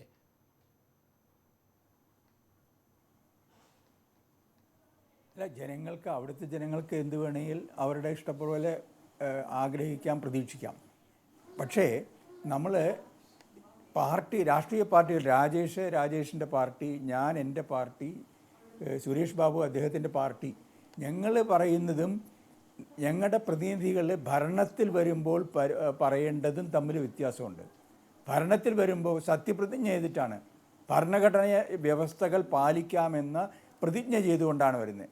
ആ ഭരണഘടനയിൽ സെക്കുലർ എന്ന വാക്ക് ആരോ കൊണ്ടുവന്നോ ആയിക്കോട്ടെ, ഡെമോക്രാറ്റിക് എന്ന വാക്ക് ആര് കൊണ്ടുവന്നോ ആയിക്കോട്ടെ, അതിന് നിയമപരമായി വളരെ കൃത്യമായ അർത്ഥമുണ്ട്. സുപ്രീം കോടതി അത് പറഞ്ഞിട്ടുണ്ട്. അപ്പോൾ ആ അർത്ഥത്തിൽ അത് പ്രയോഗിക്കാൻ ആരായാലും, ഭരണഘടനയെ പിടിച്ച് ആണയിട്ട് വരുന്ന ആളുകൾ ആരായാലും, കക്ഷികൾ ആരായാലും അവർ ബാധ്യസ്ഥമാണ്. അത് ഭരണഘടനാ വ്യവസ്ഥകൾ മാറ്റിയിട്ട് അവർക്ക് അവരുടെ ഇഷ്ടപ്രകാരം പ്രവർത്തിക്കാം, അവർക്ക് പ്രചരണത്തിൽ ഇഷ്ടമുള്ളത് പറയാം. പക്ഷേ ഭരണഘടനാ വ്യവസ്ഥകളനുസരിച്ച് പ്രവർത്തിക്കുമ്പോൾ രാജേഷ് ഇപ്പോൾ പറഞ്ഞ പോലെ ചെയ്യാൻ പറ്റില്ല. അവിടെയാണ് പ്രശ്നം. അവിടെ നിങ്ങൾക്ക് ഭരണഘടനാ വ്യവസ്ഥ അനുസരിച്ചാണ് ജമ്മു കാശ്മീരിൽ കാര്യം ചെയ്തിട്ടുള്ളത്. അത് അത് മാറ്റിക്കഴിഞ്ഞ ശേഷമേ നമുക്ക് പറയാൻ പറ്റുള്ളൂ. അവിടെയാണ് പ്രശ്നം. ശ്രീ ബി രാജേഷ്, നിലവിലെ വ്യവസ്ഥക്കനുസരിച്ച് നിന്നാണ് നിങ്ങൾ അധികാരത്തിലെത്തിയത്. നിലവിലത്തെ ജനാധിപത്യം നിങ്ങൾക്ക് തരുന്ന സൗകര്യങ്ങൾ ഏറ്റുവാങ്ങിയാണ് നിങ്ങൾ അധികാരത്തിലിരിക്കുന്നത്. നിങ്ങളൊരു റിട്ടേൺ ബുക്കിൻ്റെ അടിസ്ഥാനത്തിലാണ് ഭരണം കൊണ്ടുപോകുന്നത്. അതിൻ്റെ ചിട്ടവട്ടങ്ങൾ പാലിച്ചേ പാടുള്ളൂ. ഹിന്ദു യുവവാഹിനി എന്ന സംഘടന പൂർവാഞ്ജലിയിൽ നടത്തുകയും ആ സംഘടനയെക്കൊണ്ട് പല കമ്മ്യൂണൽ പ്രശ്നങ്ങളും ചെറിയ നിസ്സാരമായ പ്രശ്നങ്ങളെ ഊതിപ്പെരുപ്പിച്ച് വലിയ പ്രശ്നങ്ങളാക്കി മാറ്റുകയും ചെയ്തിട്ടുള്ള ആളെന്ന്, അതിൻ്റെ പേരിൽ നിരവധിയായ കേസുകളിൽപ്പെട്ട് കിടക്കുന്നയാളെന്ന്, നിരവധിയായിട്ടുള്ള വർഗീയ അക്രമോത്സുകമായിട്ടുള്ള പരാമർശങ്ങൾ നടത്തിയതിന് ചീത്തപ്പേര് കേട്ടിരിക്കുന്ന ആളെന്ന ഒക്കെ പുറത്തറിയാവുന്ന ഇദ്ദേഹത്തെ ഇങ്ങോട്ട് മുന്നോട്ട് വെക്കുമ്പോൾ നിങ്ങൾ നിഷേധിച്ച് കളയുന്നത് നേരത്തെ ശ്രീ PM സുരേഷ് ബാബു പറഞ്ഞതുപോലുള്ള വിയോജിക്കാനുള്ള അവകാശം എന്ന ജനാധിപത്യത്തിൻ്റെ ഏറ്റവും അടിസ്ഥാനപരമായ തത്വത്തെയാണ്. അതിന്മേലാണ് നിങ്ങൾ കയറി കളിക്കുന്നത്. ഷാറൂഖ് ഖാൻ എന്തെങ്കിലും ഒരു അഭിപ്രായം പറഞ്ഞാൽ ഉടൻ തന്നെയും ഷാറൂഖ് ഖാന് ഞങ്ങൾ പടം കണ്ടില്ലെങ്കിൽ അയാൾ രാജ്യത്തുള്ള ഏതെങ്കിലും ഒരു സാധാരണ മുസ്ലിമിനെ പോലെയാണ് എന്ന് ഭീഷണിപ്പെടുന്നത്. രണ്ടിടത്താണ്. ഷാറൂഖ് ഖാനെ ഞങ്ങൾ ബോയ്ക്കോട്ട് ചെയ്ത് കളയും, ഒരു സാധാരണ മുസ്ലിം എന്നത് ഒരു അധിക്ഷേപ പദമാക്കുന്നു. ഇങ്ങനെ രണ്ട് വിധത്തിൽ ആളുകളെ ഈ വിയോജിക്കാനുള്ള അവകാശത്തേക്ക് തട്ടിക്കളയുക എന്നതുകൂടെയാണ് ചെയ്യുന്നത്. അദ്ദേഹത്തിന് ഈ സ്ഥാനക്കയറ്റം നടത്തുമ്പോൾ, അദ്ദേഹത്തെ മുഖ്യമന്ത്രിയാക്കുമ്പോൾ നിങ്ങൾ ഈ രാജ്യത്തിൻ്റെ ഭരണഘടനയുടെ അടിസ്ഥാന തത്വങ്ങളെ തന്നെയാണ് നിഷേധിക്കുന്നത്. ഈ വിമർശനങ്ങളൊക്കെ വരുമ്പോഴും നിങ്ങൾക്ക് ഒരു കുലുക്കവും ഉണ്ടാകേണ്ടതില്ല എന്ന് തന്നെയാണോ അഭിപ്രായം? അല്ല, വിമർശനങ്ങൾക്ക് മുന്നിലൊന്നും ഞങ്ങൾ കുലുങ്ങുകയില്ല. പക്ഷേ ഈ രാജ്യത്തിൻ്റെ ഭരണഘടനയുടെ അടിസ്ഥാന തത്വങ്ങൾ ലംഘിച്ചുകൊണ്ട് ആർക്കായി രാജ്യത്ത് മുന്നോട്ട് പോകാൻ സാധിക്കുന്നത്? പ്രത്യേകിച്ചും ഒരു ഭരണാധികാരിക്ക്. ഇവിടെ ഞാൻ 2-3 കാര്യങ്ങൾക്ക് എനിക്ക് മറുപടി പറയേണ്ടതായിട്ടുണ്ട്. CP ചോദിച്ചു ഭരണഘടനയെ അംഗീകരിക്കുന്നുണ്ടോ എന്ന്. ഭരണഘടനയെയും ഇന്ത്യൻ സ്വാതന്ത്ര്യത്തെയും ആദ്യം അംഗീകരിക്കാതിരുന്ന പാർട്ടി നിങ്ങളുടെ പാർട്ടിയാണ്. വേറൊന്ന് ജമ്മു കാശ്മീരിൻ്റെ കാര്യം. ഞാൻ പറഞ്ഞത് ഭരണഘടനയിലുള്ള വ്യവസ്ഥ തന്നെയാണ് അവിടെ ഇപ്പോൾ ചെയ്ത് നടപ്പിലാക്കിക്കൊണ്ടിരിക്കുന്നത്. പക്ഷേ അവിടുത്തെ പണ്ഡിറ്റുകൾ ന്യൂനപക്ഷമായപ്പോഴേക്കും ആ പണ്ഡിറ്റുകൾക്ക് അല്ലല്ല, ഇന്ത്യയെ ഒറ്റ സംസ്ഥാനം രാജ്യമായി കാണാൻ പറ്റില്ല, പലതായി വിഭജിക്കണമെന്ന് പറഞ്ഞുകൊണ്ട് റോഡിൽ ചത്തുകിടന്ന പട്ടിയുടെ മുകളിൽ ദേശീയ പതാക പുതപ്പിച്ചുകൊണ്ട് 47 ഓഗസ്റ്റ് 15 കരിദിനമായി ആചരിച്ചവരാണ് അന്നത്തെ കമ്മ്യൂണിസ്റ്റുകൾ. അതൊന്നും CP മറന്നിട്ടില്ലല്ലോ. വേറൊന്ന്, ജമ്മു കാശ്മീരിലെ പണ്ഡിറ്റുകൾ ന്യൂനപക്ഷമായപ്പോൾ ആ പണ്ഡിറ്റുകൾക്ക് എന്തെങ്കിലും ഒരു സംവരണം ഉയർത്തണമെന്ന് പറഞ്ഞുകൊണ്ട് പാർലമെന്റിൽ നിങ്ങളുടെ ഈ പട്ടിയുടെ മേൽ പതാക ഉയർത്തിച്ചു എന്നൊക്കെ പറയുന്നത് വളരെ വസ്തുതയായിട്ട് പറഞ്ഞാൽ ഞാൻ അദ്ദേഹത്തിന് സമയം കൊടുക്കേണ്ടി വരും. ശ്രീ ബി രാജേഷ്, എന്റെ സമയം പോകും. താങ്കൾ യോഗി ആദിത്യനാഥ് പറഞ്ഞ വാക്കുകൾ എല്ലാം യൂട്യൂബിൽ ലഭ്യമായതാണ്.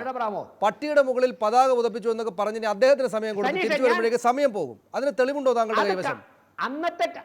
അന്നത്തെ കമ്മ്യൂണിസ്റ്റുകൾ കൽക്കട്ടയിൽ ചെയ്തു. ചരിത്രമാണത്. ഞാൻ കംപ്ലീറ്റ് ചെയ്യട്ടെ. അദ്ദേഹത്തിന്റെ ചരിത്രമാണോ? എനിക്ക് തിരുത്തണം. CP നാരായണൻ അദ്ദേഹത്തിന്റെ ചരിത്രമാണ്. നിങ്ങൾ അങ്ങനെ പട്ടിയുടെ മേൽ പതാക ഉയർത്തിച്ചു പറയുമ്പോഴേക്കും ഭരണഘടനയെ കുറിച്ചും പശ്ചിമ ബംഗാളിലെ തെരുവുകളിൽ അന്നത്തെ സ്വാതന്ത്ര്യ ദിനത്തെ അംഗീകരിക്കാതെ കരിദിനം ആചരിച്ചുകൊണ്ട് ഇതൊക്കെ ഇവർ ചെയ്തു. ഇത് ചെയ്തു. ഗാന്ധിജി എതിർത്തു, സ്വാതന്ത്ര്യത്തെ അംഗീകരിച്ചില്ല. അതുകൊണ്ട് ഭരണഘടനയെ കുറിച്ച് പറയുമ്പോഴേക്കും എനിക്കും ആ ചരിത്രം പറയേണ്ടി വരും. ഇനി ഞാൻ പൂർത്തിയാക്കിയിട്ട് CPക്ക് സമയം കൊടുക്കാം. സനീഷേ, ജമ്മു കാശ്മീരിലെ പണ്ഡിറ്റുകൾ ന്യൂനപക്ഷമായപ്പോൾ അവർക്ക് എന്തെങ്കിലും ആനുകൂല്യം കൊടുക്കണമെന്ന് ഇന്ത്യൻ പാർലമെന്റിൽ ഇതിനേക്കാൾ കൂടുതൽ ശക്തി ഉണ്ടായിരുന്നപ്പോഴേക്ക് CPM ഒരു വാദവും മുന്നോട്ട് വെച്ചില്ലല്ലോ. അന്നത്തെ അവരുടെ കണ്ണീര് കാണാൻ വേണ്ടി നിങ്ങൾക്ക് സാധിച്ചില്ല. പിന്നെ CP നാരായണൻ വേറൊരു കാര്യം കൂടെ ചോദിച്ചു. BJPയുടെ 2 പേർ ഡൽഹിയിൽ നിന്നും ഉത്തർപ്രദേശിൽ വന്നു. സർ, ഞങ്ങൾക്ക് ഞങ്ങളുടേതായ ഒരു സിസ്റ്റം ഉണ്ട്. ഞങ്ങൾ മുഖ്യമന്ത്രിയെ തിരഞ്ഞെടുക്കാൻ വേണ്ടി നിങ്ങൾ ഇത്രയും സമയം താമസിച്ചു, നിങ്ങളെ ബോധ്യപ്പെടുത്തണമോ?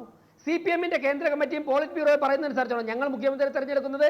ഞങ്ങൾക്ക് ഞങ്ങളുടേതായ രീതിയുണ്ട്, അതിലൂടെ ഞങ്ങൾ തിരഞ്ഞെടുത്തു. അതിൽ നിങ്ങൾക്ക് എന്താ തർക്കം?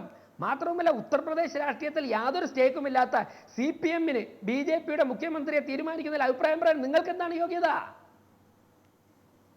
അല്ല, അദ്ദേഹം അങ്ങനെ അഭിപ്രായം പിന്നെ പറഞ്ഞില്ല. മറ്റൊന്ന് CP ചോദിച്ചു ജനങ്ങൾ ചർച്ച ചെയ്യുമെന്ന്. നിങ്ങൾക്ക് സ്റ്റേക്ക് ഇല്ലാത്ത പലതിനെ പറ്റി നിങ്ങൾ CP പറഞ്ഞുകൊണ്ടിരിക്കുന്നല്ലോ. ചോദിച്ചു ജനങ്ങൾ ചർച്ച ചെയ്യട്ടെ. നിങ്ങൾക്ക് സ്റ്റേക്ക് ഇല്ലാത്ത പലതിലും നിങ്ങൾ അഭിപ്രായം യോഗി ആദിത്യനാഥിനെ മുഖ്യമന്ത്രിയാക്കിയതിനെ കുറിച്ച് ഉത്തർപ്രദേശിലെ ജനങ്ങൾ ചർച്ച ചെയ്യട്ടെ. ഞങ്ങൾ പറയുന്നു ഉത്തർപ്രദേശിലെ ജനങ്ങൾ ചർച്ച ചെയ്യണം, ചർച്ച ചെയ്യും. 2019 വരാൻ പോകുന്ന പാർലമെന്റ് തെരഞ്ഞെടുപ്പിൽ ഉത്തർപ്രദേശിലെ ജനങ്ങൾ യോഗി ആദിത്യനാഥ് ഉത്തർപ്രദേശ് മുഖ്യമന്ത്രിയായ കാര്യങ്ങളെക്കുറിച്ച് ചർച്ച ചെയ്ത് വിധി എഴുതട്ടെ എന്ന് തീരുമാനിച്ചുറച്ചുകൊണ്ട് തന്നെയാണ് മുഖ്യമന്ത്രിയാക്കിയിരിക്കുന്നത്. അതിനെ CPM എതിർത്തോളൂ. CPM-ഉം കോൺഗ്രസും കൂടി ഉത്തർപ്രദേശിൽ അതിനെ എതിർത്ത് നിങ്ങൾ കൂടുതൽ സീറ്റ് പിടിച്ചോ. KJ ജേക്കബ്, ഇത് മറ്റൊരു കാര്യം കൂടി ഉണ്ടല്ലോ, പ്രധാനപ്പെട്ട കാര്യം. അതായത് ഇതേക്കാൾ വലിയ ചീത്തപ്പേരായിരുന്നു, അല്ലെങ്കിൽ ഇത്രത്തോളം വലിയ ചീത്തപ്പേരായിരുന്നു നരേന്ദ്രമോദിക്ക് ഒരു കാലത്തുണ്ടായിരുന്നത്. ഗുജറാത്ത് മുഖ്യമന്ത്രി, അദ്ദേഹം ഗുജറാത്തിലെ കലാപത്തിന് കാരണക്കാരനാണ് എന്ന് പറഞ്ഞ് കേരളം പോലുള്ളയിടങ്ങളിൽ വലിയ തോതിലുള്ള വിമർശനമുണ്ടായിരുന്നു. പക്ഷേ അദ്ദേഹം ഇപ്പോൾ രാജ്യം ഭരിക്കുന്ന പ്രധാനമന്ത്രിയാണ്.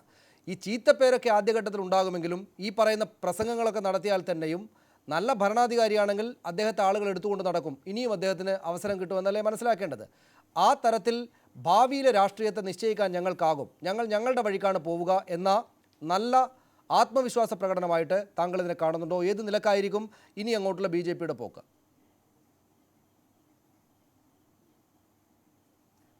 100% സനീഷ് ഇപ്പോൾ പറഞ്ഞതാണ് എനിക്ക് ചർച്ചയിൽ ഏറ്റവും കൃത്യമായിട്ട് തോന്നിയത്. അതായത് ഇതാണ് ഞങ്ങളുടെ പോളിസി, ജനങ്ങളുടെ മുമ്പിൽ ഞങ്ങളിത് വെക്കുകയാണ്, ഇതാണ് ഞങ്ങളുടെ നേതാവ്, ഞങ്ങൾ അയാളുടെ മുമ്പിൽ വെക്കുകയാണ്. 2019 ലോക്സഭാ തെരഞ്ഞെടുപ്പിൽ UP-യിൽ ഇദ്ദേഹം ഭരിച്ച് അതിൻ്റെ ഒരു റിസൾട്ടും എന്തായാലും ഉണ്ടാകുമല്ലോ. ഞങ്ങളുടെ ഭരണം ഇത് തന്നെയാണ് എന്ന് പറയാനുള്ള സത്യസന്ധത BJP കാണിച്ചിട്ടുണ്ട്. അത് വളരെ കൃത്യമാണ്. എനിക്ക് രാജേഷിനോട് ഒരൊറ്റ കാര്യം പറയാനുള്ളത്, CPM-കാരും കാശ്മീരി പണ്ഡിറ്റുകൾക്ക് വേണ്ടി വാദിച്ചില്ല എന്ന് പറയുമ്പോൾ രാജേഷിൻ്റെ BJP-കാർക്ക് ഇപ്പോൾ പ്രശ്നം എന്ന് വെച്ചിട്ടുണ്ടെങ്കിൽ അവർ എന്ത് പറഞ്ഞാലും പഴയ എവിടെന്നെങ്കിലും ഒരു ചരിത്രം എടുത്തുകൊണ്ട് വരിക എന്നുള്ളതാണ്. 6 വർഷം ഇതിനു മുമ്പും ഇപ്പം 3 വർഷവും നിങ്ങൾ ഭരിക്കുന്നുണ്ട്. എന്തെങ്കിലും ഒന്ന് ചെയ്യൂ രാജേഷ് ആ പണ്ഡിറ്റുകൾക്ക് വേണ്ടിയിട്ട്. നിങ്ങളെപ്പോലെ തന്നെ എനിക്കും അവരുടെ സ്വന്തം നാട്ടിൽ അഭയാർത്ഥികളായി കഴിയുന്ന അല്ലെങ്കിൽ സ്വന്തം നാട് വിട്ട് കഴിയുന്ന ആൾക്കാരുണ്ട്. 9 വർഷം നിങ്ങൾ ഭരിച്ചില്ലേ, എന്തെങ്കിലും ഒരു കാര്യം അവർക്ക് വേണ്ടി ചെയ്യുക. എന്നിട്ട് വന്നിരുന്ന് പാർലമെൻറ്റിൽ 10, 20, 25 സീറ്റുള്ള CPM-നെ കുറിച്ച് പറയാം. അതൊക്കെയല്ലേ അതിൻ്റെ ഒരു ജനാധിപത്യ മര്യാദ. ശ്രീ വി. രാജേഷ് അവസാനിപ്പിച്ചോളൂ ചർച്ച.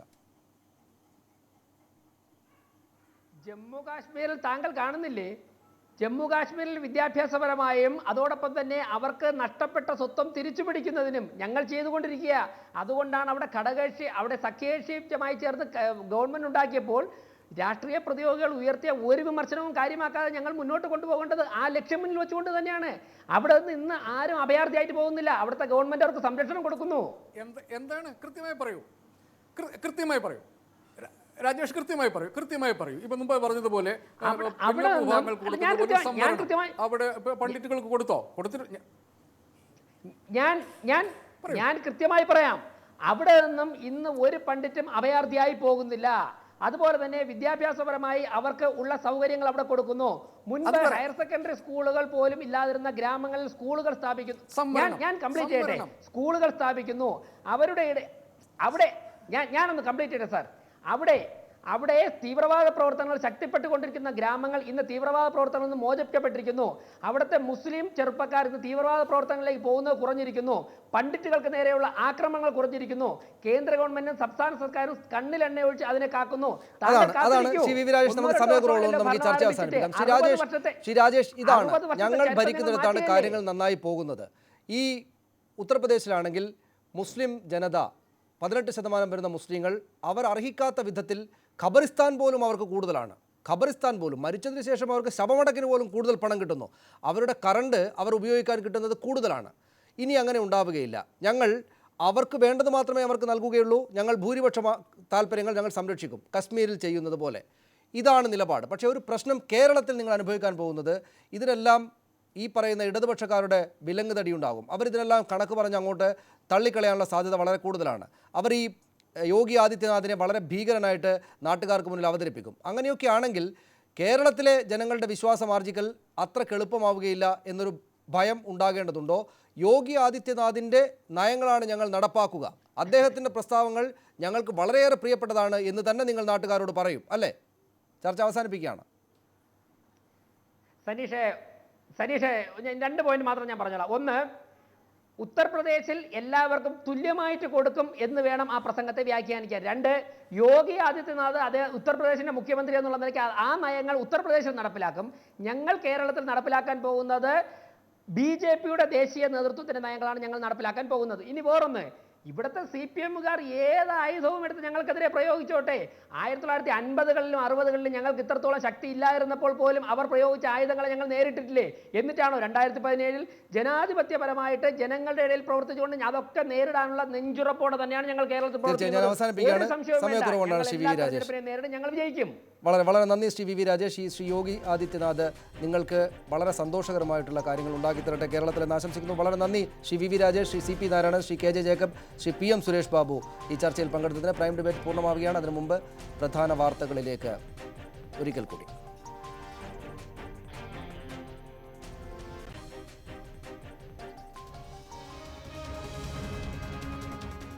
യോഗി ആദിത്യനാഥ് ഉത്തർപ്രദേശ് മുഖ്യമന്ത്രി. തീരുമാനം അപ്രതീക്ഷിത നീക്കങ്ങൾക്കൊടുവിൽ. നിർണായകമായത് RSS നിലപാട്. കേശവ് പ്രസാദ് മൗര്യയും ദിനേശ് ശർമ്മയും ഉപമുഖ്യമന്ത്രിമാരാകും. സത്യപ്രതിജ്ഞ നാളെ. ഉത്തരാഖണ്ഡിൽ ത്രിവേന്ദ്ര സിംഗ് റാവത്ത് അധികാരമേറ്റു.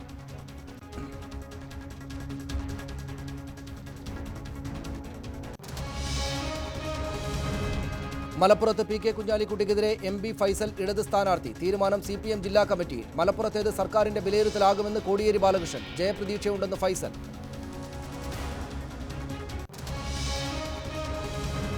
റേഷൻ പ്രതിസന്ധിയിൽ കേരളത്തിന്റെ വാദം തള്ളി കേന്ദ്ര ഭക്ഷ്യമന്ത്രി രാംവിലാസ് പാസ്വാൻ. കുറഞ്ഞ നിരക്കിൽ ഭക്ഷ്യധാന്യങ്ങൾ അനുവദിക്കാനാകില്ല. താങ്ങുവിലക്ക് ഭക്ഷ്യധാന്യം നൽകണമെങ്കിൽ പ്രകൃതി ദുരന്തമുണ്ടാവണമെന്നും പാസ്വാൻ.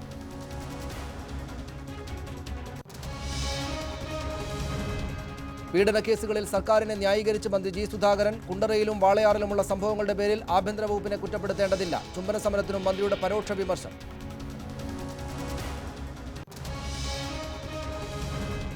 റാഞ്ചിയിൽ തിരിച്ചടിച്ച് ടീം ഇന്ത്യ. 6 വിക്കറ്റിന് 360 റൺസ്. പൂജാരയ്ക്ക് സെഞ്ചുറി. മുരളി വിജയ്ക്ക് 50. പാറ്റ് കുമ്മിൻസിന് 4 വിക്കറ്റ്.